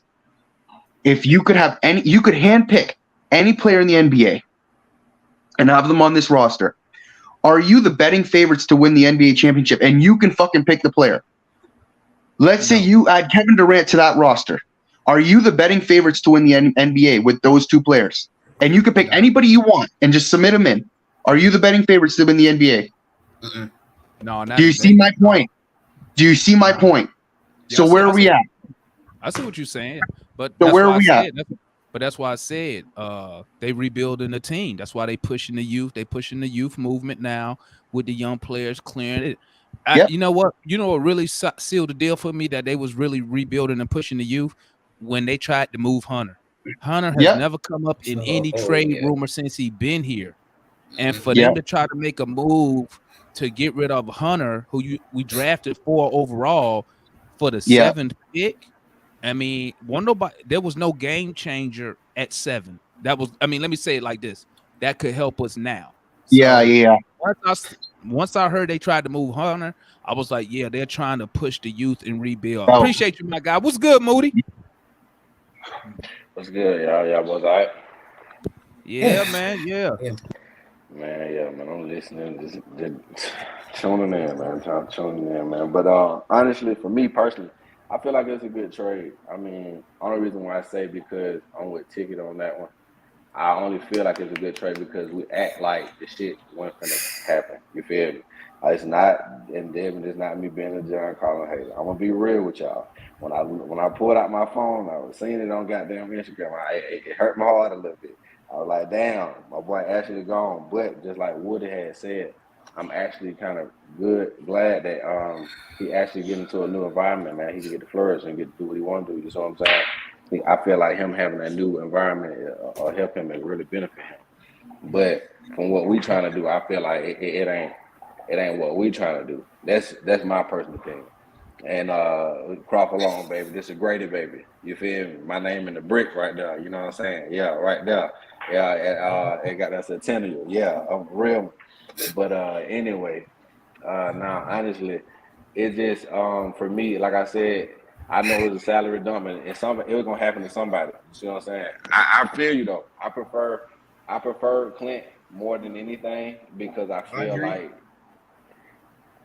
John still, we could have, it hurt me, you know what I'm saying? I say trade him, but if we honest, I'll prefer Clint more than John. Because then it'll give us something else to kind of work with, you know what I'm saying, while we're doing what we're doing. We'll still be a predominant good team. But at the end of the day, I don't know, man. I ain't closed-minded on this. I feel like something gonna happen. I know y'all like, he got dreams and all that good shit, but that's cool. Like I said on the last podcast, until the off season is over, I ain't really making no judgment yet. I'm gonna just kind of give these folks some time. Whoever said I think it was ticket, these folks ain't really had no money. So let's see what they actually do with the money before we just be like, oh, that shit fucked up or whatever the case may be. Because I don't know, man. I personally feel like some things gonna happen to change. And then, hey, man, I was happy when I heard John. Hey, it's open up for my boy JJ. I know y'all say he ain't ready, but for me personally, hey, man, I feel like it's about time. I think you're ready. Know what I'm saying? I think you're ready, and it'll kind of, you can't for sure know somebody ready until you put their ass out there. Riding the oak ain't gonna help. Exactly. You know what I'm saying? And just sitting here watching his youth go away, while you know what I'm saying, he actually got some talent, and we can actually develop a shot with him, not just being funny. And I feel what Woody said, but me personally, yeah, John will go over there go crazy, but I ain't gonna feel like no Kevin Huerter trade. Kevin went stupid. I ain't gonna lie to y'all. When Kevin went over there, I was hurt because I was the main person chiming in like, damn, I said trade him, man. We should have kept him because we really could have kept him from the shit we had, and we didn't even keep none of the assets that we had. So it really made no sense. But like he said, I look at it in the good because we could have traded first round pick, another pick, something else, but we got something back, and we got the money off. So and then let's be real. We're not gonna keep fucking Rudy Gay. Come on, man. You know what I'm saying? That's obvious. Everybody knows that. Everybody knows it. And so we who are we fooling? So that's why I'm not tripping. And like I said, who's to say another big thing ain't gonna just jump off? This is one of the dominoes. We ain't really seen the thing fall yet. So I don't know, man. I'm trusting in the franchise. I know y'all like hell no, fuck it, because they fucking up and this and the third. But I'm fucking with it. I don't know. I'm just optimistic right now. So maybe I'm just happy right now for the open up for the money or whatever. Because I don't know, we can do a lot of options with that. Maybe not. I don't know. I thought the Siakam thing, but then when you think it through, I don't know, man. I wasn't mad. If I'm honest, man, my honest opinion, I was pissed the fuck out when I seen Christopher Singers get traded.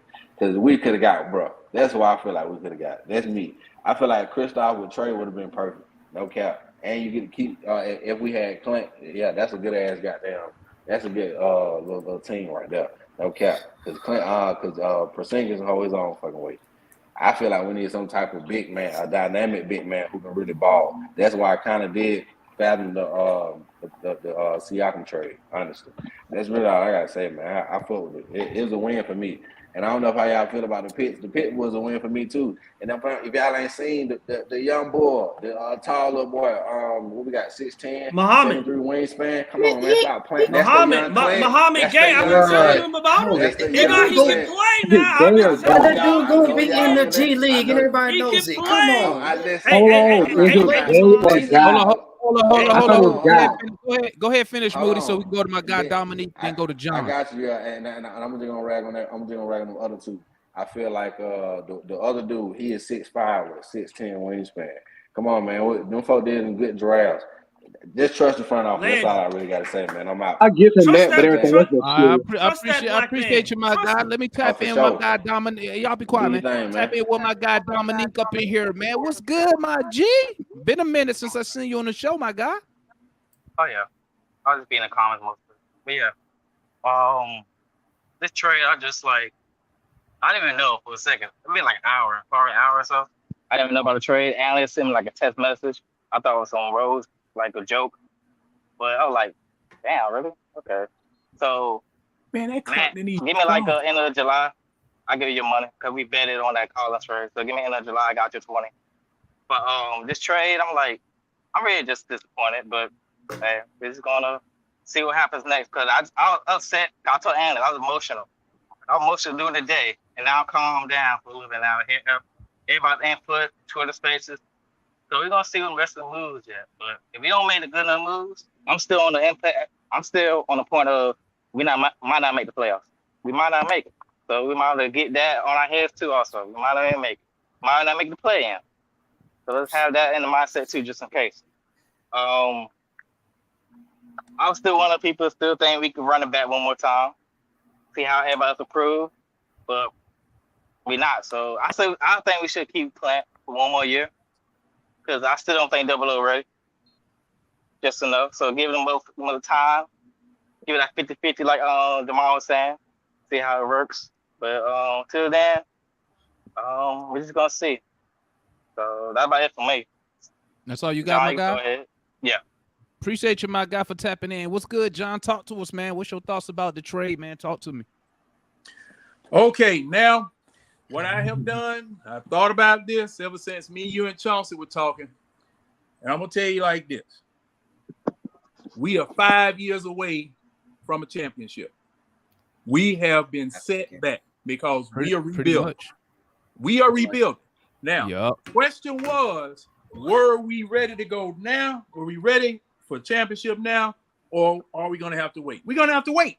We're going to have to wait. And we're going to have to wait with people that we don't know, that don't know anything. Excuse me. Let me make sure I get that straight.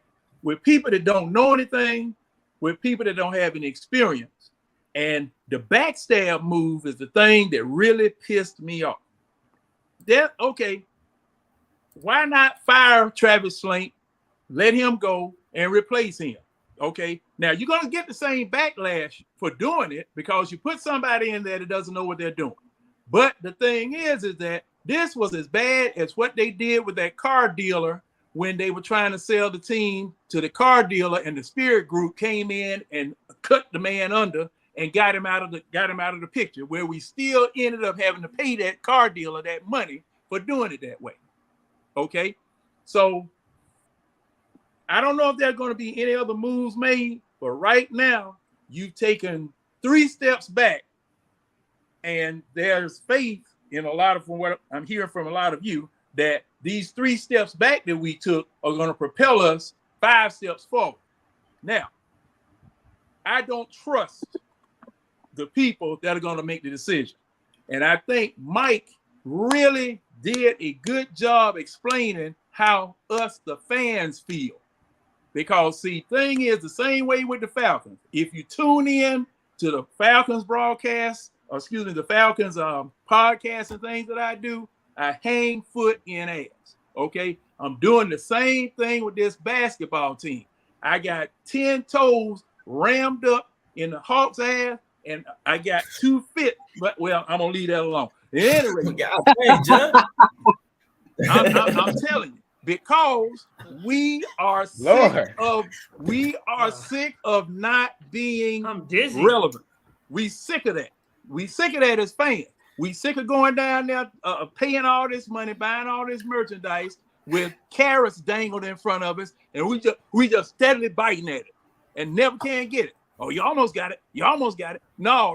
We tired of this. We are tired of this, and we are 5 years away. Now, yeah, I'm gonna come on all next year with you guys here, and we talk Hawks after the game. Sometimes when we do the play, when we do the watching and everything. And we gonna be talking the same stuff because see, I got tired of win today, lose tomorrow, win today, lose tomorrow, win today, lose tomorrow.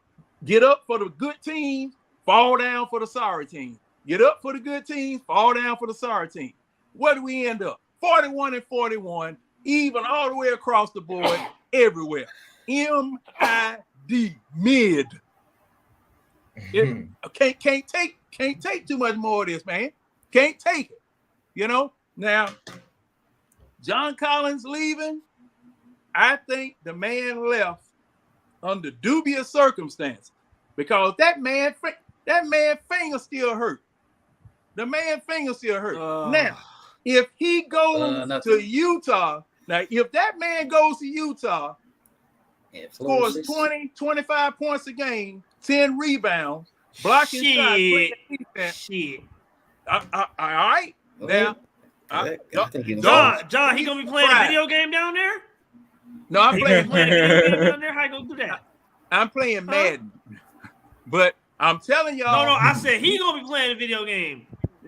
He's just like someone brought out earlier. He's in a way better position out there in Utah than he is here. Yep. He may flourish. But my thing is, okay, I'll wait. I'll wait till I got a question for everybody. Well, especially you done. You done, John? That's all I got. That's all I got. Okay, go ahead, Matt. Which RJ too. Okay, I want to know what brought this visceral just negativity because we traded a guy who we all accept is diminishing returns. A and B, what did y'all expect, or what is reasonable compensation for a 12-6 Not a guy? money move. It ain't even necessarily Take got out to the be emotional JT. John I'm Collins tired of attachment. doing money moves. I'm tired of doing money moves. We did a money move last. First of Any all, player that averaged 12 points and 6 rebounds, tell me what compensation y'all expected. Let me know. How much compensation you expect for Hunter? Because he's 15-4, and I wouldn't do a money move for his bum ass. Hey, let me answer the question. Go ahead. I want to know. Here's the thing, man. It's not. First of all, the reason why I'm pissed off about the trade, and I'm gonna be honest, because it is a money move. Because let's face facts here. When you talk about, I agree with Mike. The trade really should have been made 2 years ago after the conference finals. That's when the trade should have been made. You should have got off of him when he was at his highest value. That was a mistake again by our front office. But the reason why I don't like the trade is because you're not doing it to get better. You're only doing it because you want to be cheap.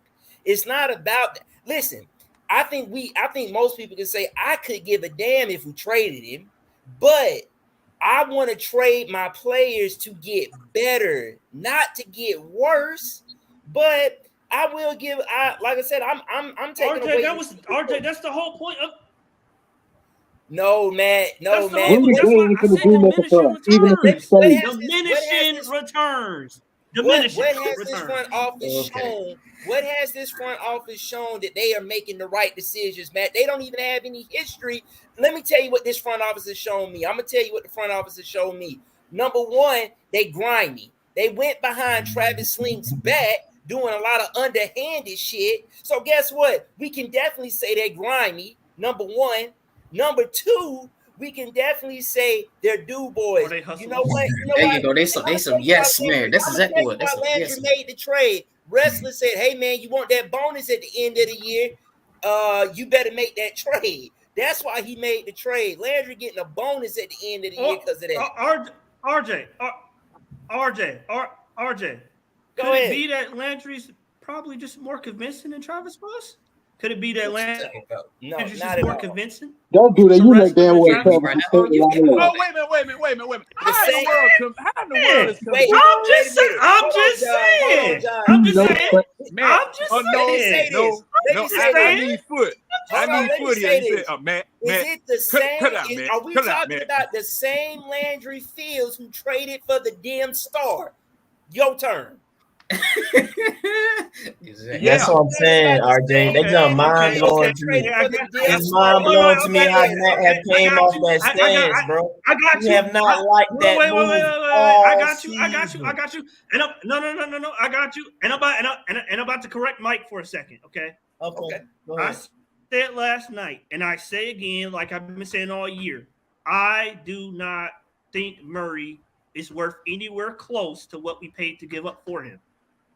He's not worth the 3 picks. He's a dim star. All those things, all those adjectives I use, nicknames, it still apply. However, I still say that I agree with taking a swing because we were in a lose-lose predicament where we didn't have another trade lined up, and this was the only swing we could have took. Was for Murray. Did they get the player wrong? Yes, but I still advocate taking a swing. As opposed to sitting on your hands and doing nothing. Okay. And then what they pointed out is you didn't say that early in the season. Same thing for Sadiq Bey. You gave up multiple first round picks and multiple second round. That's another thing. Besides grinding, they reactionary. Oh, you saying for 2 players, you combine. Hold on. Y'all should be applauding the trade of the second round picks because Tony can't sell them for money. So y'all should be applauding that. Okay, hold on. Landry did good with Drake. Don't wrestle selling for money? He does. No, you got a valuable asset. I just want can you tell me then? You know what I'm saying? 'Cause I want to get an understanding because I brought it up. You know how it is, Matt. We talked about. Quinn is literally supposed to be the greatest basketball mind of the Eastern Hemisphere of this globe, right? We got this guy on the staff. No. We got this guy on the staff now who is the greatest basketball mind from the Western Hemisphere of the globe, right? Am I right or wrong? That's what has been said. All right. So we combine them two on this team. That's right. What is supposed to be our offense going forward? I got something to say after that if y'all can answer that. What is our offense or whatever system going forward? What is it? Shooting threes. I mean, yeah. Shooting heavy movement and motions and cuts and threes. Okay, heavy younger Mike movement. D'Antoni. Okay, heavy movement, motion, cut, shooting threes. Okay, so in a sense, more of a motion offense, right? Motion offense that ends up with 3-point attempts and shots, right? Correct. Okay, for my coaches, analysts, you coach. I think it's gonna be closer to what Boston was 50 threes, 50 layups, somewhere in there, something like that. Okay, but how you get it or whatever. We're talking a motion style or something like that, right? A motion offense, right? I don't know. Mikey's still in the chat. Correct. Foot. I know analyst coach. Yes. I ain't no great basketball mind, but you know what I'm saying. I dibble and like trying to coach and doing all that crap or whatever. But anybody else who coach, y'all please explain to me motion offense to me. What is there? What's the point of a motion offense analyst or whatever? What is it? Isn't it a certain thing that is less of in that type of offense? Dribbling. No. I see where Mike going. Go ahead, analyst. I see where Mike going. I'm just asking the question. Analyst, what? Don't do it, Mike. Don't do it. I'll wait. It's designed to create mismatches and open shots. It's designed to create mismatches and open shots. That's what that motion offense is supposed to do. Now, guess what? When the Hawks ran the motion offense, whether it was with Nate or with Quinn, we won games. Nate ain't doing too much. That's why I was gonna get to because I keep hearing this. I keep hearing this fit thing. I just keep hearing this fit thing, and people saying John Collins ain't fit. John Collins didn't fit. Now I know his shooting percentage went down last season. All right. Now it's only one season really that is a quote unquote excuse. Some people might try and say, "Oh, you can't keep using that as an excuse," but the man's finger was jacked up. Again, I'm gonna bring this up. If any of y'all play basketball. And you can even have just a doggone paper cut on your doggone finger, bro. You are not dribbling the same, and it impacts your shooting. Now, that still didn't take away his actual mid-range shot attempts. Now, again, I'm not the biggest John Collins fan, but the eye told me when I'm watching it, he played better when paired with Double O and JJ. Okay, so that's one thing. Then also, too, if you got and then also, too, his mid-range shot was still in a sense there. And John Collins, if he can catch the ball in motion, he can finish around the rim and stuff like that. It just under Nate, it was more imperative of needing someone to be able to dribble and create their own shots. It were more imperative. But to me, if Quinn and this other guy are these basketball geniuses, like really fundamental basketball you begin with, you know, when you're talking on the fundamentals, you know, Mikey confirmed to it, you don't want your players dribbling like that anyway. Old school coaches, or when you coming up stuff like that, when you're doing practice, they don't want that ball to hit the floor. They don't want it to hit the floor. So if you're playing like a unit as a team, you got to like John Collins. Hold on, Mike. Bro, Go ahead, man. Hold on, wait. I just want to use analysts to clarify some things because he knows about Quinn's system more than I do. So analysts, correct me if I'm wrong. Doesn't Quinn use his 4? Who mute Matt, man? He froze Matt. He muted himself or something? Who muted Matt? Oh, so no, I don't know. He's still talking. You on mute, Matt. You can hear him. Can't hear you. John Collins. Matt, we can't hear you. I'm trying to do some sign language. All right, check it out, gang. Check it out. We're gonna bring on we got the new guy up in here, JR. I think it's JR first time up in here. Yo, I thought that was Ice Cube in backstage for a little bit. Hey, this your first time up here? This your first time up here, JR? This my first time, man. Y'all can hear Okay, me? salute my guy, JR. Talk to me, my guy. What's your thoughts on the move today? What talk to Hey us? man, I'm a real. First of all, my first time, man. I fought with all y'all boys, man. Salute. I want to agree with my boy. I think his name Rick, but yeah, man. First of all, you know, John Collins. You know, don't get me wrong, man. You know, that's my boy. I love John Collins, but you know, like you said, I think it was yesterday. You was talking about the usage. You know what I'm saying? He's not getting utilized. You see what I'm saying? So at the end of the day, it don't take away. I know everybody keeps saying, "Oh yeah, he sucked, this, and that," but really, to be honest with you, he's still a good basketball player, bro. You know what I'm saying? I'm not gonna shit on the man, bro. But at the end of the day, if he's not gonna get utilized in our system, and like you say, nigga, it's a money move. You see what I'm saying? Bro said it was a money move, and that's exactly what it is. You see what I'm saying? And I don't think it's a bad thing because at the end of the day, shit, I don't think we being cheap. I feel like we just clearing space for something bigger to happen. You know what I'm saying? You can't just go the cheap route because at the end of the day, you know what I'm saying? This shit, I mean, I don't give a damn what team it is. Everybody want to win the championship, and everybody know what the hell need to happen to win the championship. But you can go on and on about, you know what I'm saying, hey, oh, they not doing this or they not doing that. But I feel like them boys gonna, you know, they gotta clear the space up. Cause guess what, bro? You got a five, you got Clint Capella who can't do shit. Clint Capella can't do nothing but stay in the hole. So John can't do nothing but stay in that corner or whatever the fuck he need to do. Like we all know, he can't really put the ball on the ground like that and do all the extra shit that you want him to do. So, I mean, what you want from the man? You know what I'm saying? So at the end of the day, if he's not being utilized, go ahead and get that man up out of here. You feel me? I think DeMar, I think you said that the other day. But yeah, man, if he ain't getting utilized, get that man up out of here. Let you know what I'm saying, let that man flourish somewhere else. It don't matter what the hell he do at another team, because get what, he ain't our problem no more. You know what I'm saying? We need to fix our shit. We need to fix our system, bro. You feel what I'm saying? Even though, yeah, the trade make us worse. Yeah, this trade make us worse. But if you look at it, we don't have to keep Rudy Gay. Rudy Gay just a foul man. They're not gonna keep that man. Only way they're gonna keep that man is if they want some veteran experience on the team or some shit.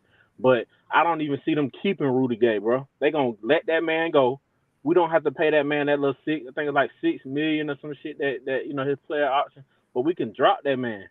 And like you say, shit, that'll put us at about 15. You know what I'm saying? That we got if you gotta buy him out. So he gonna probably take like $3 million. You can waive him. Just waive him. You can waive him. You don't but have the to money. buy, but if you waive him, all his salary count against you. But if you buy him out, you can get some of that money down. That's why I said if you buy him out, that $6 million that he making don't count against the salary cap. I mean, it don't really matter either way. Nah, it don't matter. All I'm saying is that he's not gonna be here. So, hey man, he's not gonna be here, bro. The biggest question. The biggest. Hold on, real quick, RJ. Let JR finish, then we'll go to you, my guy. Oh no, I ain't got that much to say. My boy can go, but I was just gonna say shit. I mean, bro, we can't worry about what the hell Collins do when he leave, bro. That ain't our problem no more, bro.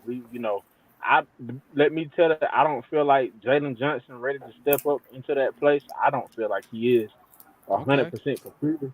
But at the end of the day, you know what I'm saying? Shit, I mean, we gotta do what we can do. I mean, that's really all we got. Him, Sadiq, but I mean, shit gonna be tough. But overall, bro, before I get out, overall, them folks is gonna make a bigger move, bro, than y'all think. And then being that John Collins gone, we're gonna be able to keep. You know what I'm saying? I don't really want to keep Murray like that. I mean, I don't feel like we're gonna keep him. But at the end of the day, it's a good move, bro. I don't think it's a bad move. And then you gotta let that man flourish. Gotta let that man flourish, bro. I feel you, my guy. I feel you. What was you gonna say, RJ? Hey man, at the end of the day, man, like I said, I don't really think anybody really cares that where John Collins go, what he was traded for. I think what a lot of people, I think the point is that not only do you trade him, and everybody's saying this, we got worse, right? Now everybody keeps talking about this move. Not everybody. Let me say it. My question is, do you trust the front office Do you really trust this front office to make One the person. right move when all they've done is made the wrong move? If a child takes a test and he constantly is getting 20s and 30s and F's, this kid gets F's every time he takes a test. Do you I'm trust gonna have to him? go back and watch to see when Matt turned around on Landry. I don't remember that. What are you Yeah, basing 4 more this days off to of? figure that out. 3 months? Oh, 3 oh, months that's you simple, got? man. What you mean? The damn star that the 4 front more office days till it traded starts. for. Yeah, That's you how I know over- they've made bad moves. The damn star that the front office traded for, right? They Matt, did trade for him. That Matt, was you that just was said that was eight. a That was bad. eight. That was eight. That was a And mistake. matter of fact, the front Yes, that was a office mistake. I'm gonna say it again, bro. This front But what office about the is so positives? low down. The front office is so low down. They went behind their previous general manager's back just to pull off the trade. You really trust them to make the Can't right get into move? politics. I'm gonna say the only positive Landry has one positive, and that's the draft. He drafted well. Other than that, what other positives are there? Politics. Matt, He drafted. look, I thought Time it out, was though. the deadline. Hold on a He second. didn't Y'all panic. assuming He about got the paid for draft, good though. value. Y'all assuming about the draft. We felt high about other drafts and stuff like that. We really ain't got fools here. So I just want to say that, Okay. They look good, I Mike. understand. I I don't know what understand, this but we man gotta gonna wait to do. see. Yeah, we don't know yet. We don't know I yet. don't We know what gotta this wait man to gonna see. do. But going back to They front look office, good, Mike. All three players look good. going back to the I mean, front Cam office. look good. Going back to the front office, you overpaid for Murray and you overpaid for Bay. You overpaid. You had a man who had the For job. Murray, yeah, not Bay. You did for Bay too. You did for Bay too. You had a man who had the job as general manager. Okay, that was his job. You went behind that man's back because he said, no, that's too much for that man. Went behind the man back and doggone got the man anyway. Paid what it was that they wanted for that man anyway. Folk laughing behind your back because you did that. Okay. Now, to JR's point, one thing I want to talk to you about is about looking at what it was we gave up and utilizing the man. Now, if it turns out that we set ourselves back. Now, I'm saying we are five years away from a championship right now because regardless of what move you make right now, other than getting Shaquille O'Neal to come out of retirement, you are not going to the finals for about 4 years right now. Okay? No, there's nobody out there that can immediately make your team better to where you can challenge to go to the finals within 2 years. Nobody out there that we're going to be able to afford or that we can trade without damaging the team that we have right now. Okay. Now, we are going to be looking at what we gave up from now on, the same way that we compare Luka to Trey, the same way we're looking at Herter when he was here versus what he's doing out there in Sacramento. That is a given. We're going to look because we're going to see, did we make a good move? Everyone around the league is going to look to see, did we make a good move in doing that? You have people right now, whether they're right or wrong, talking about where we are when we did what we did today. So the comparisons, the critique, they're still going to be there. We're still going to look at it. And as far as him flourishing or him blending in now, that is the job of the coaching staff to get that man in a position, whoever it is, to where he can flourish in an offense. But as we've been saying all day, for the past year, John Collins was injured. Okay, John Collins was injured, and you didn't give this man a chance to get any better and recover from the injury. And I'm not talking about the plantar fasciitis. I'm talking about the finger.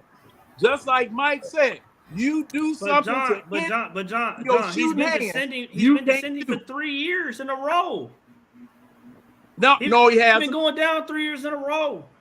Oh, that's why I was trying to talk basketball for a second. That's why I'm trying to talk basketball. Bro. Let's talk basketball for it. And this is why I'm making the argument in case. Again, y'all, I knew a Kevin Herter type move was coming. My thing is, I wanted it to be Clint. And to be honest with you, it's not Kevin. It's not Kevin. Let me finish, bro. I believe that these folks was trying. They was trying. It was going to be Dre, Clint, or JC.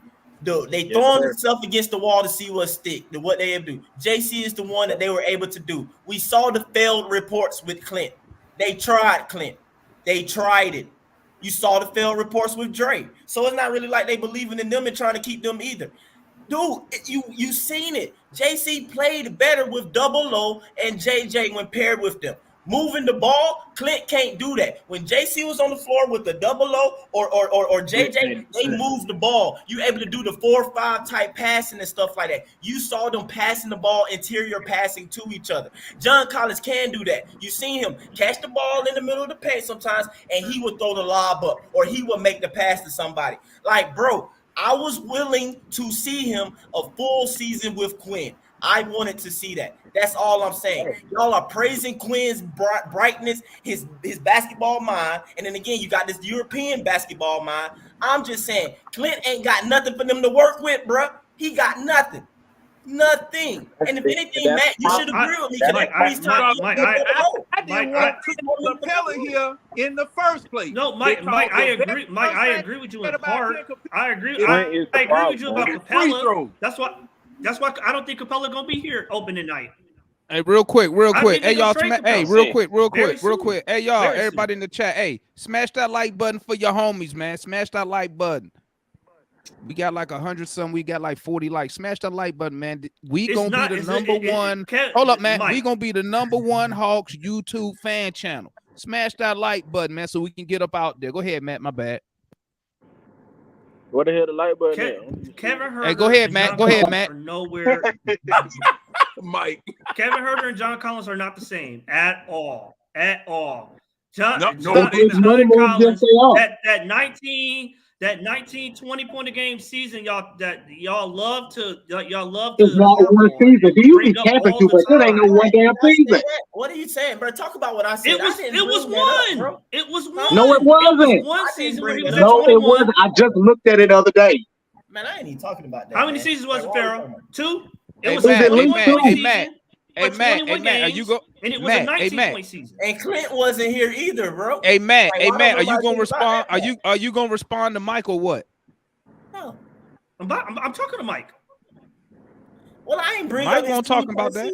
I'm talking about that. What is that coming from? No. He's talking about John Collins' effectiveness. John Collins' effectiveness that we're underutilizing, or we're not putting him in the right positions to succeed, and Quinn can somehow get him right because Quinn's a genius. I get that. But what I'm saying, John Collins, his best 2 seasons, over 65% of his attempts were assisted on by Trae Young. Okay, in Utah, how many don't have a point guard in Utah. What is assisted on with Clint though? No, and then also too was Clint here during that time? I'm not. No, answer those 2 questions. But you missing why we. I said before, Clint gonna be gone. We're not keeping Clint. But you're missing my point. I don't want Clint here either. You're missing my point though, bro. I understand that you think, Mike. I understand that you think. Without Capella and John Collins at the 4, that he could be effective if we put him in the right situations. I got that, and I'm telling you, once John Collins moved away from being the primary person in the pick and roll that Trae Young utilized, his numbers went down because he can't do anything else besides catch lobs and hit the occasional 3.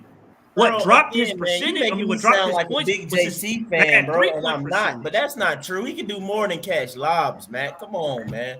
He can do more than catch lobs, dog. So he was the only one on the team that had a post game. I mean, come on, man. Man hasn't developed a mid range. You can't tell me when John Collins was on the floor with double O and JJ, you are telling me you didn't see no interior passing, man. You telling me that? You didn't see none of that. Mike, I saw a little bit of it, but I'm saying that ceiling of John Collins, that ceiling is not good enough to keep him. Because even with Clint Capella playing limited minutes in the playoffs, he still produced 2 5-point games. Or I think it was a 5 and 8 point game. 2 games So under Matt, 10 points. So Matt, what's the master Y'all plan? want to then? keep that shit? Hey, let me ask you then. Okay, All right, he's gone all right. now. Not even necessarily keeping him. Like I said, He's gone. money move. I got a question. Who's better, Herder or Sadiq Bey? Definitely Herder. Herder. So why are we doing a fucking reactionary move to replace somebody we already had that was better? That's the shit I'm tired of. I think. Well, hold on. Somebody go ahead and tell me what this master plan is. That's what I want to know. JC's gone. We get that. What's the master plan? RJ, we don't know. RJ, we just don't know. All right, RJ. Collins is gone. Capella is next. He need to borrow John's U-Haul when John get done with it because his we is getting next. rid of one more coming player. up real Okay. soon. You Matt, get rid of you Capella. Clint, you talking about moving Clint and doing the same type of move, bro? What are we gonna do? We're gonna be extra trash, dog. Wait a minute. Who's gonna take Clint? What do you mean the Capella same type off of move?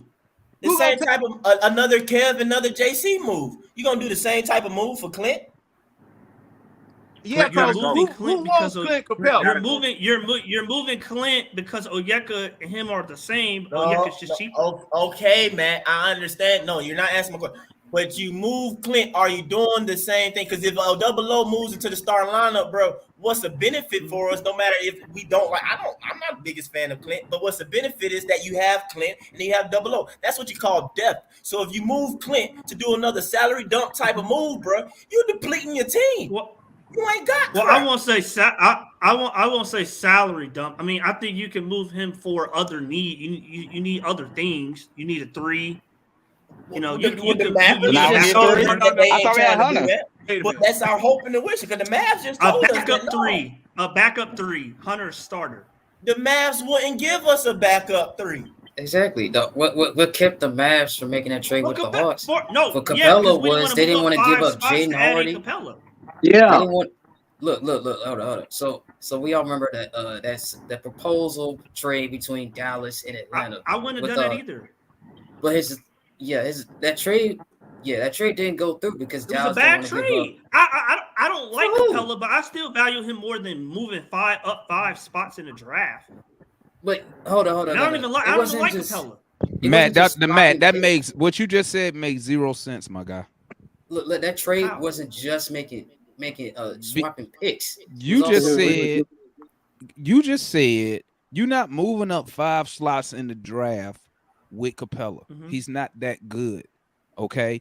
No. I said I'm not trading Capella to move up only 5 spots. I don't like him, but I think he's more valuable. What do you think we're gonna get for Capella?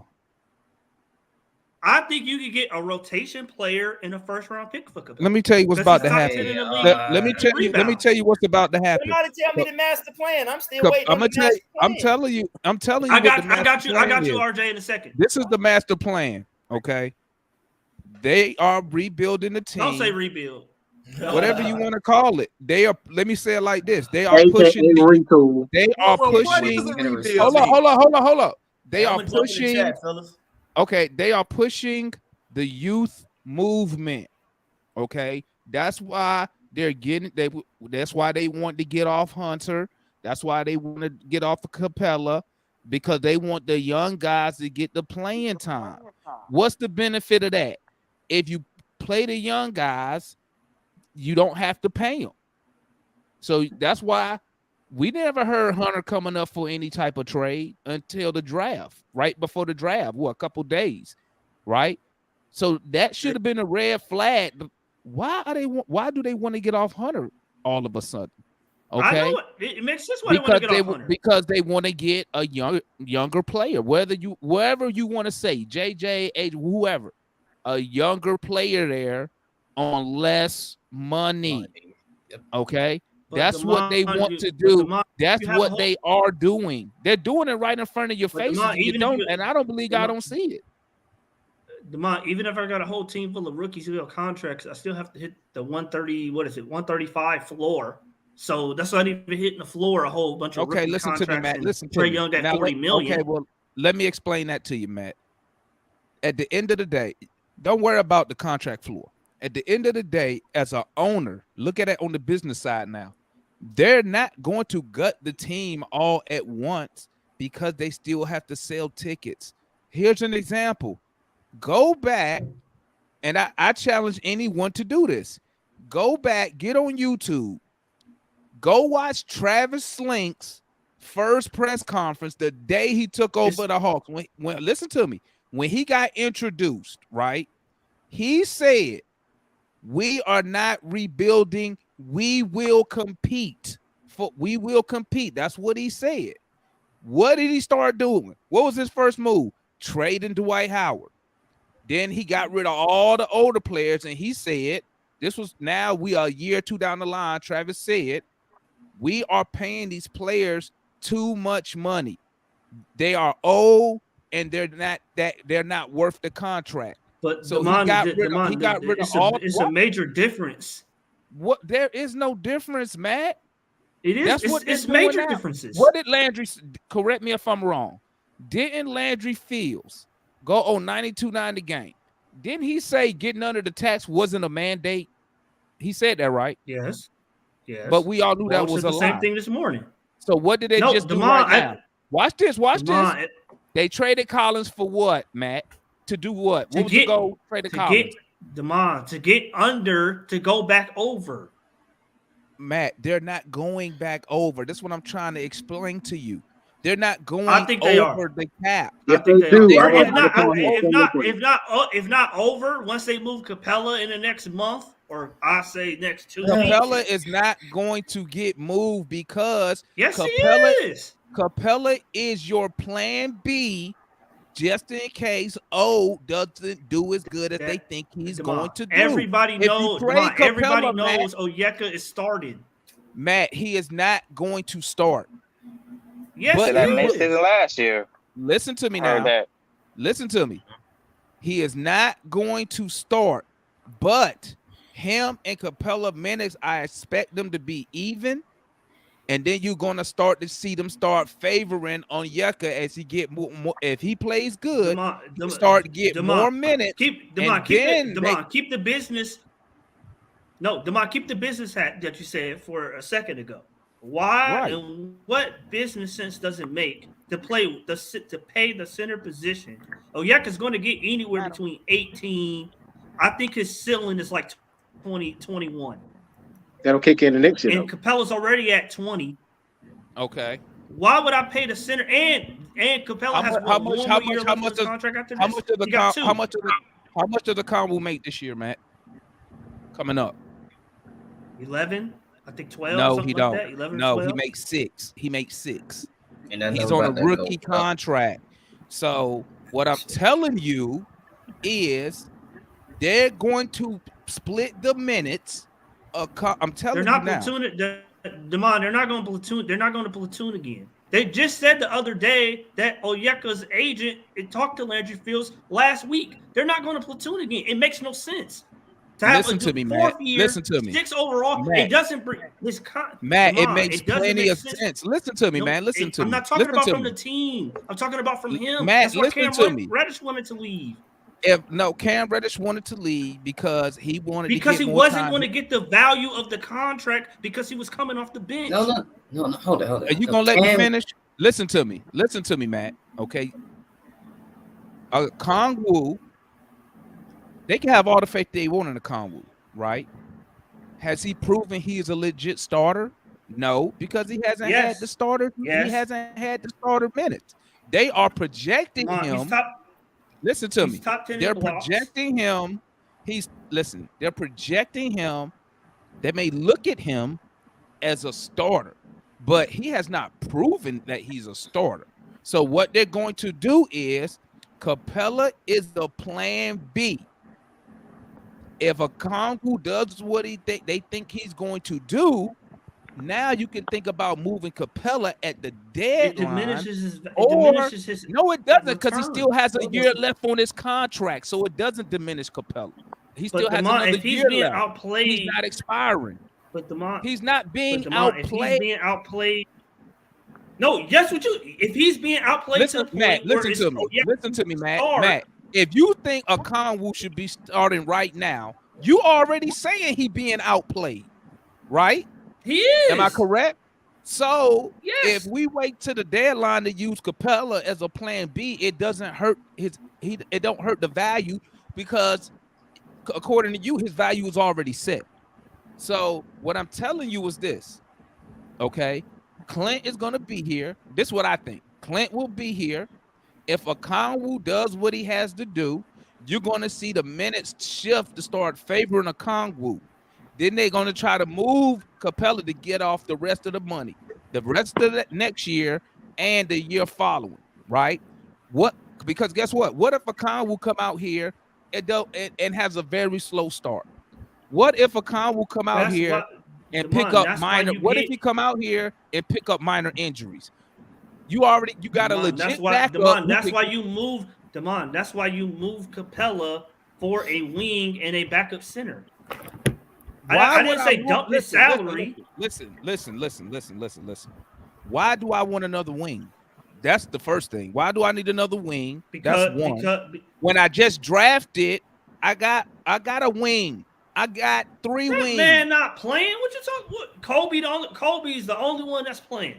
Kobe gonna play. You forgot about Tyrese Martin as a wing. You forgot about Jalen Johnson. I don't know why you keep bringing him up. Hunter, hold on. I'm just telling you how many wings we got. What I'm telling you is this. This is what I'm telling you, man. You're not listening. You're using Capella as a backup. Okay, let me be real with you.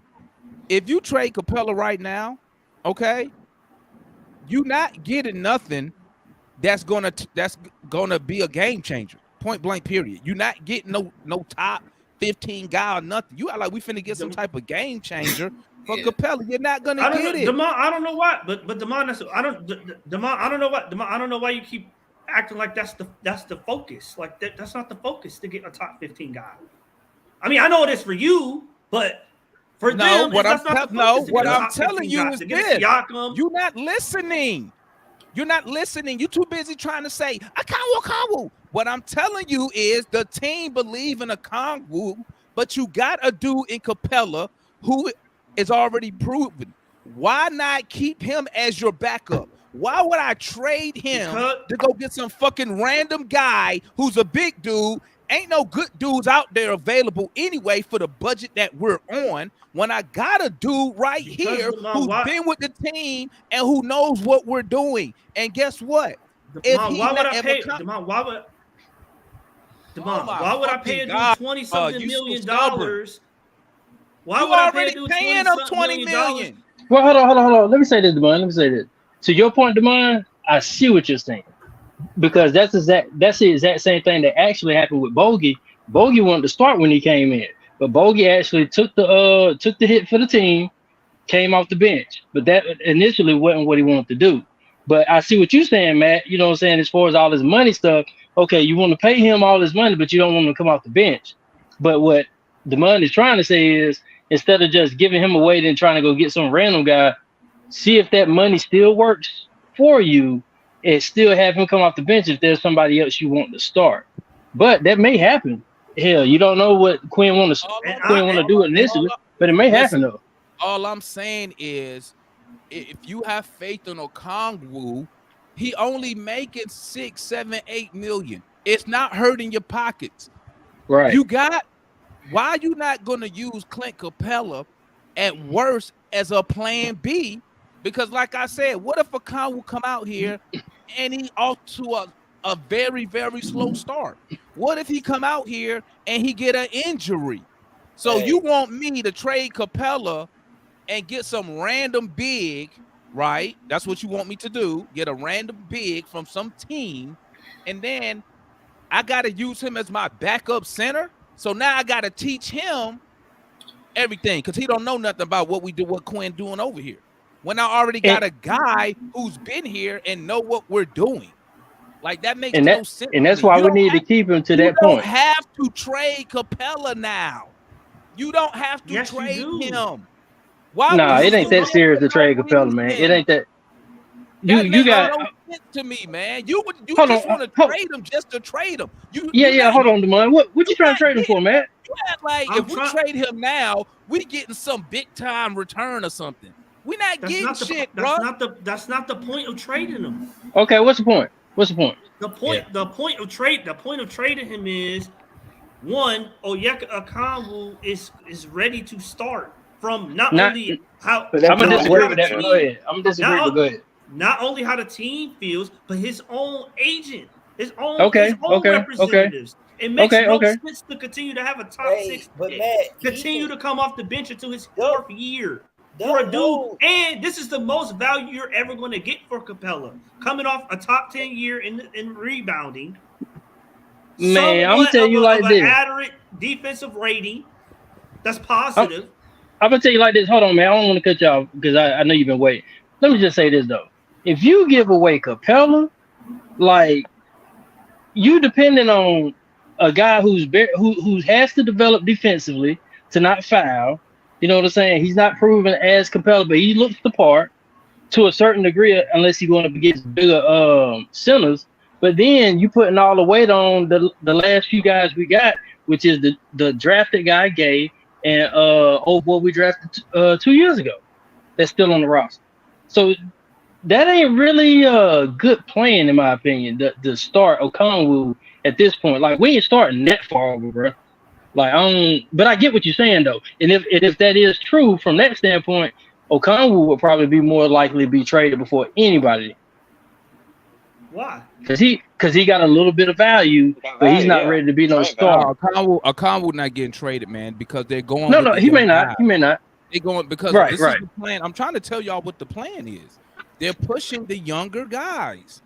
Listen, they're telling y'all. Didn't Landry Field just tell you that expect Kobe to play rather sooner than later? Ain't that what he said? Mm-hmm. It's a reason why he said that. But you know what, though, Lamar? Go ahead. He got a spot though, to be honest. I mean, Kobe playing is a lot more sensible than say like Gabe or Lundy dude. I know, but at the same, and I know that. But what I'm saying though is like Kobe fits more for that backup role right now that we may need besides actually having. Basically, it's to give him somebody to play with on that second string, but he ain't coming in and starting and doing all crazy stuff. Kobe is our plan B for DeJounte Murray. Right. That's what it is. That's true, bro. Something can happen in the media. But you're gonna have a starting lineup of Jalen Johnson. 2 weeks ago, Damon, just like I told you 2 weeks ago, John Collins, his ass was about to be out of here.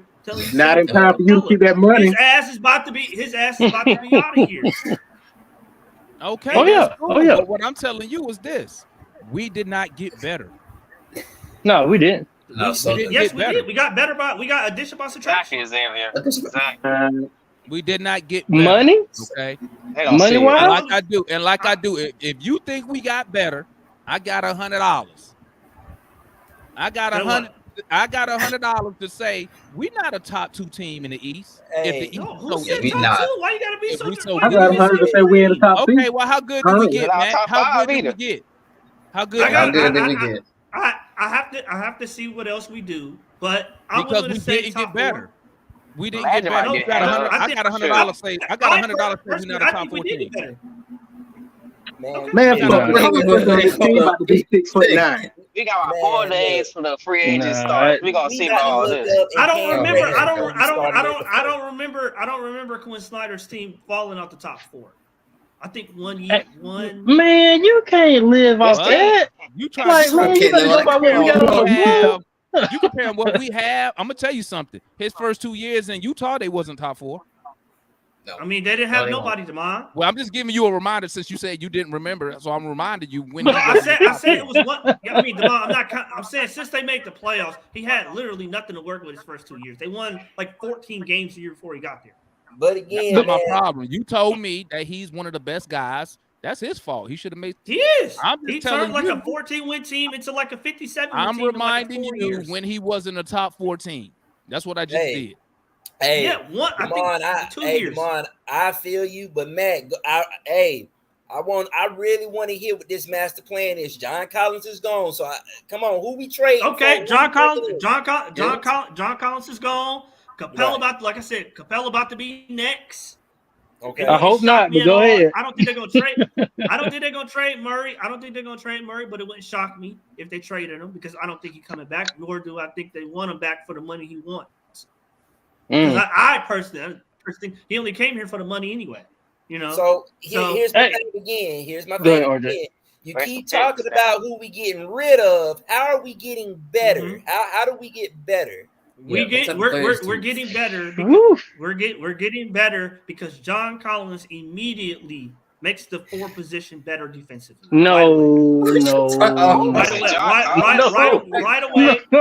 away. His overall defense is significantly better. Sadiq probably was started and know he ain't better defensive. I know. You know what? I know nobody in here believe what Matt just said. Y'all can't. You know what? I'm a humor. I'm a humor. Jalen ain't one more year. Jalen ain't one more year. I gotta hear this. I gotta hear this. Go ahead, Matt. Go ahead, finish. You so JJ is gonna be playing the starting role? Is that what you're saying? I think so. No, he said Sadiq. I don't think he's gonna be. Bay is gonna be the 4. I don't think so. I think it's gonna. Who's gonna be our 4? Who's gonna be our 4? Jalen Johnson. Okay. All right. I think it's going to be last season. Jalen Johnson is ready to jump in as a full-time starter for 85 games. And let me add on to that, or let me add on to that. And to that point is why I wouldn't say we got better necessarily because we haven't seen Jalen Johnson in that role. Period. You know what I'm saying? Well, not period, but over a consistent amount of time. But what I will say is, we do have something to look optimistic to with Jalen, but we don't know how he's gonna live up to that role, man. But let me ask you. I would say we got better. Let me add this real quick. Let me add this. So if Jalen Johnson is gonna be our starting 4, correct me if I'm wrong. Didn't somebody tell me? I think it was Matt. Didn't they? Y'all told me Quinn gonna run the 5 out, right? So that means he got to be able to shoot the 3, correct? I was just getting ready to say that. That was my next. But he can't shoot the 3. So how does that help us? Because Damon, I believe this whole summer he's been working on this 3. So you don't. So right now, so you just gambling. No, I'm not. I got $100. I got $100. Say Jalen Johnson don't shoot 36% from 3. And that's like don't do that, Demond, because you gonna put bad food on my boy. $100. Jalen Johnson will not shoot 36% from 3 this year. Demond, this is what I will bet you. Give him a chance, then. Demond, this is what I will bet you that Jalen Johnson averages the same. If he starts, no. If you start, Demond, he got to be able. He got to be able to shoot the 3. You Listen can't go to me, some man. Arbitrary 3-point percentage, like 36. What is that? That's because because what I'm telling you is this. So we traded a career 36% 3-point shooter. We need a 3-point shooter and a 5 out. Trae Young said Quinn wants us to shoot more 3s. So I'm saying Jalen Johnson, to be the starter and be effective in what we trying to do, needs to be able to hit the 3. Correct? Yes, I'm correct. I don't think so. Oh, now the 3 don't matter. Now it don't matter. No. What I'm saying is I got to go back and look at Mike Conley's percentage. I'm sure Mike Conley didn't shoot 36% plus. But hold on. Let me help. What Mike Conley got to do with who we? Listen, we just got rid of a 36%. No, I'm saying. Let me help Matt out. Let me help Matt out real quick. Hold up. I'm asking Matt. They weren't playing 5 out of Utah. Hold up. I'm asking Matt, is the guy we replacing a 36%? And I'm telling you that's irrelevant. I wouldn't say it's irrelevant. Okay. It's irrelevant because if he made a 36% 3-point shooter and Mike Conley work in his system in Utah, which was a 5 out.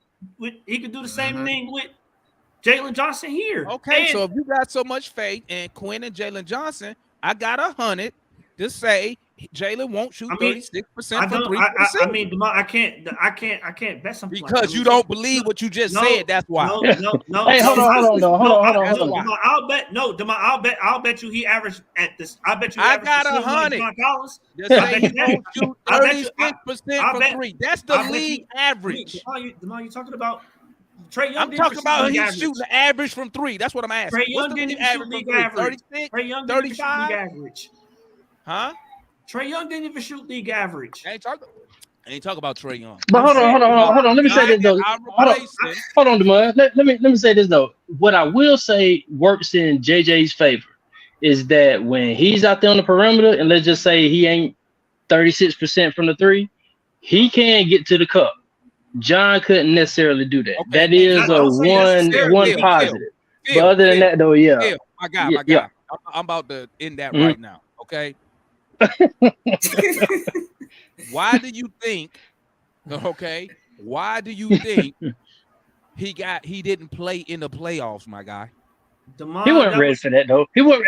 I hear you, but he wasn't ready for all that. It was early. It's early in my opinion. Listen, John Collins shoot his rookie year. You said he could get to the basket. He can. I'm asking you this: if John was playing so bad against the Celtics, how come Jalen Johnson couldn't get more than 11 minutes in a game? Because it is. Hold on, Matt. Simply because whenever you're coaching a team, and what I've noticed, it put like this: the difference between like you coaching and they saying that you would be a bad coach, but I think you looking at it kind of the way I would see it, but I understand the way other coaches may think. You don't just be, you know what I'm saying, that guy is a lot more athletic and can get to the cup better than why the JC. coach didn't play? No. I'm answering that. Hold on. I have to preface that. I have to preface that with that and lead to this. He did that because when you're playing more experienced teams, especially in the playoffs, you want guys out there who are ready to play and have the IQ ready. It doesn't mean they're actually better than the person on the bench, but that person on the bench may not be ready to be on the court mentally and IQ wise to be in a playoff game like that. JJ did good in the play-in. I don't remember him too much in the playoffs, but he was on the bench. He was on the bench, but JC is a what? 4 year. JC couldn't either. JC couldn't shoot either. Who shoot better, King? JC or JJ? Oh my God! Over the course of their career, JC. But JC had a bad year, just like the whole Hawks did last year. And what I'm telling you is, when you're coaching a team, you want somebody in the game that actually has more experience with the game, even though you may have somebody on that bench. But I can tell you like this, Quinn probably hold on. To your point though, I guarantee you, Quinn was already probably looking forward to this season more so than that season. He wasn't finna take no chance to just throw some shit out there. He's like, I'm gonna just run with the vets and see what they got, but I'm not clueless on JJ. I got JJ and I'm gonna use it. I don't believe that. You know why I don't believe that, King? You know why I don't believe that? You know why I don't believe that, King? Hold up, Matt. You know why I don't believe that? Because if you go back, hold on. When Quinn Hold on, Matt. When Quinn took over, JJ was getting tons of minutes, so I don't want to hear that. He had I don't know about he won't get tons of minutes. Go look it up. And maybe I'm tripping. But he wasn't getting tons of minutes. But he would get minutes less than AJ. But then AJ hit his rookie wall. JJ started getting in a little bit more. But I'm not going to hold Quinn to that. He never played AJ. Okay, right. Okay. I'm telling you this. If Jalen Johnson we already know he can handle the ball. The reason he wasn't on the court during the playoffs is because he can't shoot. John Collins can't shoot either. Efficiently. Go look at the number. Who shoot better? What the number say? But hold on. To the point both of y'all saying right now, that's what I'm trying to tell you. He felt more comfortable with the guy, even though his percentage numbers were lower. John Collins has been proven to be a person to have in the game, not only just for his shooting, but he does have a great basketball IQ. Jalen Johnson is a little wet behind the ears in that regard. And that's why you have him in over JJ. So you need Jalen Johnson to be able to hit the three efficiently. That's no true, coach in the but NBA is going to sit a 6-year veteran for a second-year player. yeah, that Really, ain't gonna happen. Say that Yeah, one more that ain't time, gonna man. happen. Say that one more time. Say that one more time. No experienced coach in the playoffs is going to play a rookie basically over a 6-year player. That don't mean that the rookie's not better. Wait. So I'm gonna do what you do. So Don't do it, Devon. Don't do it because I know what you're finna do, man. Didn't Denver give the white boy, the rookie dude, a lot of minutes, effective minutes, meaningful minutes? But you saw how he played though. Brown. It's Brown. His last name is Brown. It's Brown. Did he get meaningful minutes in the playoffs? How many minutes he was getting in the playoffs? Because that means a veteran wasn't playing, and the dude was impactful. Am I right or wrong? But Demond, first of all, they played more guys than we did. No. You just told me yes, they did. No good coach is going to play a rookie in the playoffs. He don't like Malone, so you losing this one. Bruh, they were running like an 8-man rotation for the majority of the playoffs. Who did he play times over? 9. Who did he play over? Listen, man. Any coach worth his salt puts the best player on the court. And no the high matter end, what Demond was the second Right. highest paid player on the team. But see, to that point though, RJ, JC was the better player to have on the court than JJ. And no that's matter what I'm how more saying. athletic it was. And that's all it is. So what I'm saying I won't say that. I'll So what say I'm he saying was more paid. He was higher paid than No, man. Don't do that shit. Don't do that, bro. Don't do that. Come on, bro. Don't do that. Because you can't tell me a dude who registered 2 games under 10 points should have been playing. I can tell you the ones Gun Hunter did. I can tell you everybody had games under 10 points. Once again, I'm glad you say that. Where was you at when Trae Young had 2 games under 10 points against Miami in the playoffs? Where was you at then? Demond, really? Just said they registered. Really? 100 and did. Where was you at then? What 2 games did Hunter have under 10 points? What games was those? No, I said Trae had under 10 points against Miami in the Miami series. Where were you at then? You know damn well that. I'll find him. I'll go look. Hold on, think about this. Where was you at when Trae Young had 2 games in the playoffs against Miami? Where was you at then? Where was you at when Trae Young had more turnovers than field goals made? Where was all He this had at 2 games then? under 10 points. Before I Yes, look it up, he did. you He telling me did. he had 2 games under 10? Yup, look it up. Pull it up. I pulled it up. Yeah, on he yesterday. had one game where he scored like 8, and then he had another one that scored 5, right? Like 5. And then we win. Yeah, but that's fine because they let him up. I know we won one on. I don't know why people think I'm not diehard, man. I know all this shit, man. And Demond, like I told you yesterday. Yes or no, man? Where was you at when Trae Young had 2 games under 10 points in the playoffs? Demond, like I said yesterday, Trae Young was double team, triple team. He didn't have Derek White. Okay.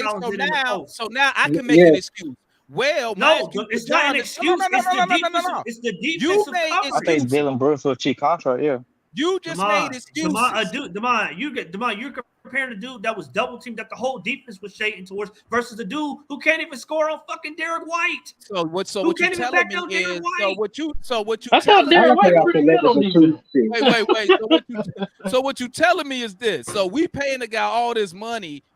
And his excuse is he getting double. Did he know he was gonna get double team? Wasn't he getting double team all year? Hey, listen, man. Hold on, man. We can go down this rabbit hole all day long, man. I mean, what I'm saying is this, RJ. This is what I'm saying.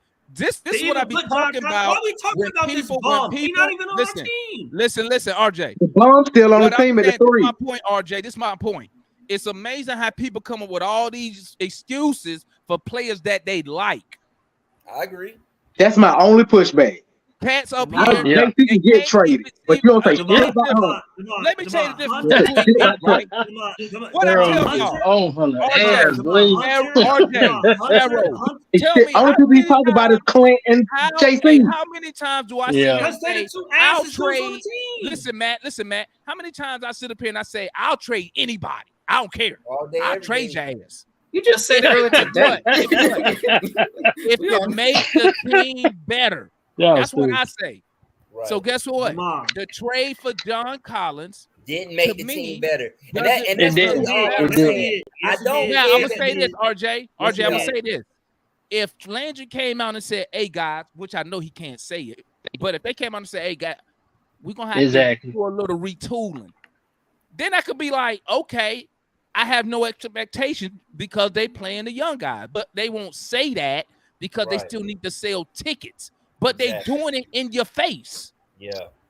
This hold on, but because I think you were about to say something, RJ. But hold on, let me say this. Mm. What I say to that, from my point of view, I won't necessarily call it a young guy thing that they're trying to push.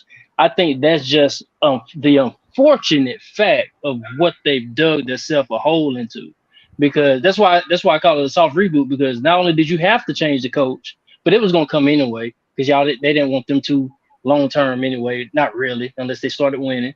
But once you did that, and then you got JC lingering out here for like 3 years, and you got other guys on the team looking like they ain't living up to par, like Hunter.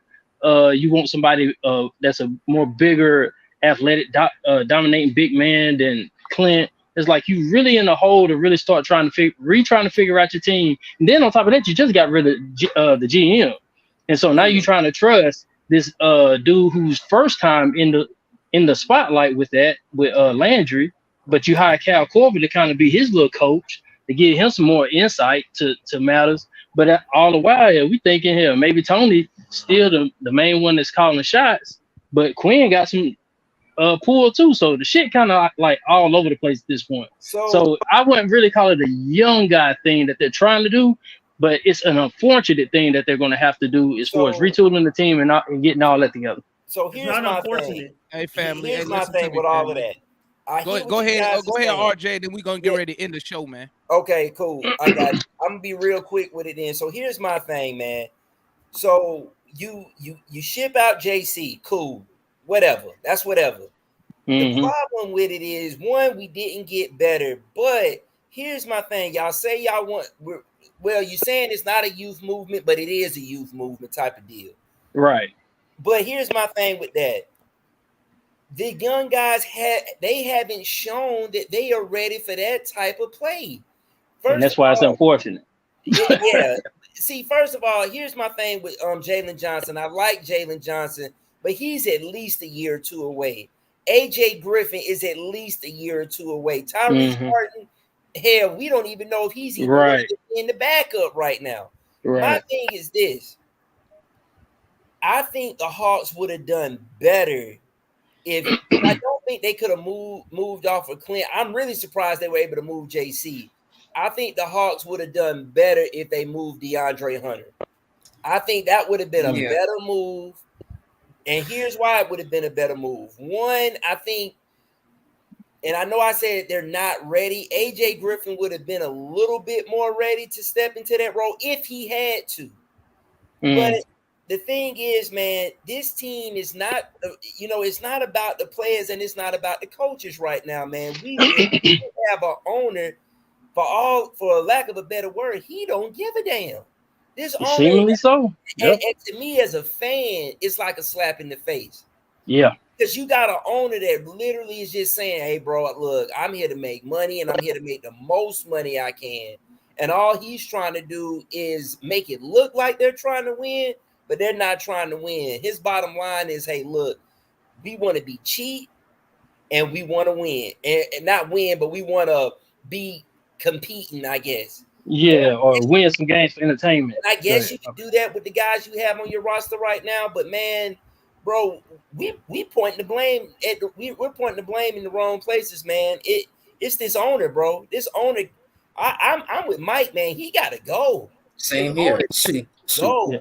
I do. RJ, I do think he wants to win. I just think he's going about it the wrong way.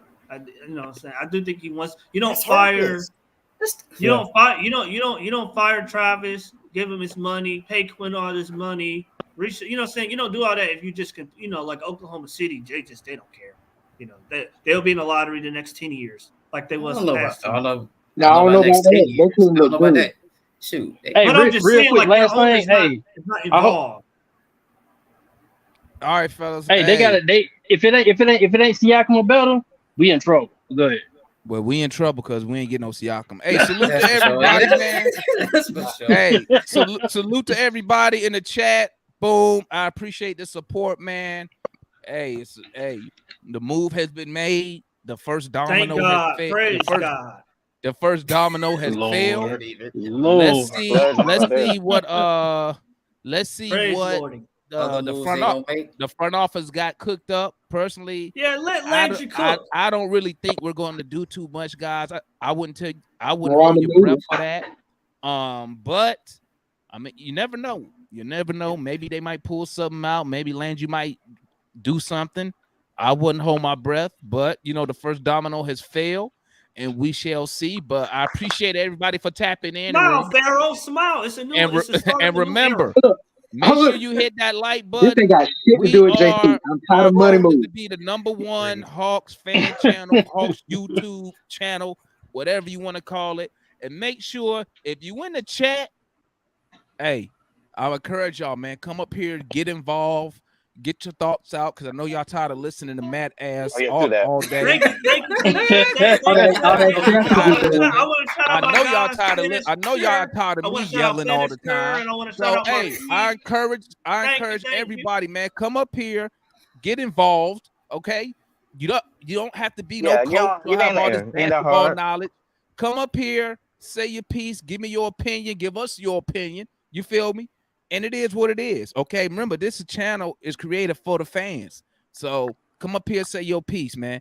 But that's going to be the end of the show, guys. I appreciate y'all for tapping in. Make sure y'all hit that like button on your way up out of here, man. And we up out of here, guys. Peace. Hawks Peace. up.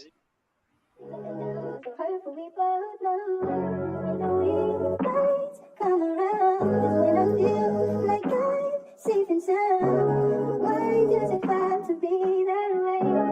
Every single day I feel this way.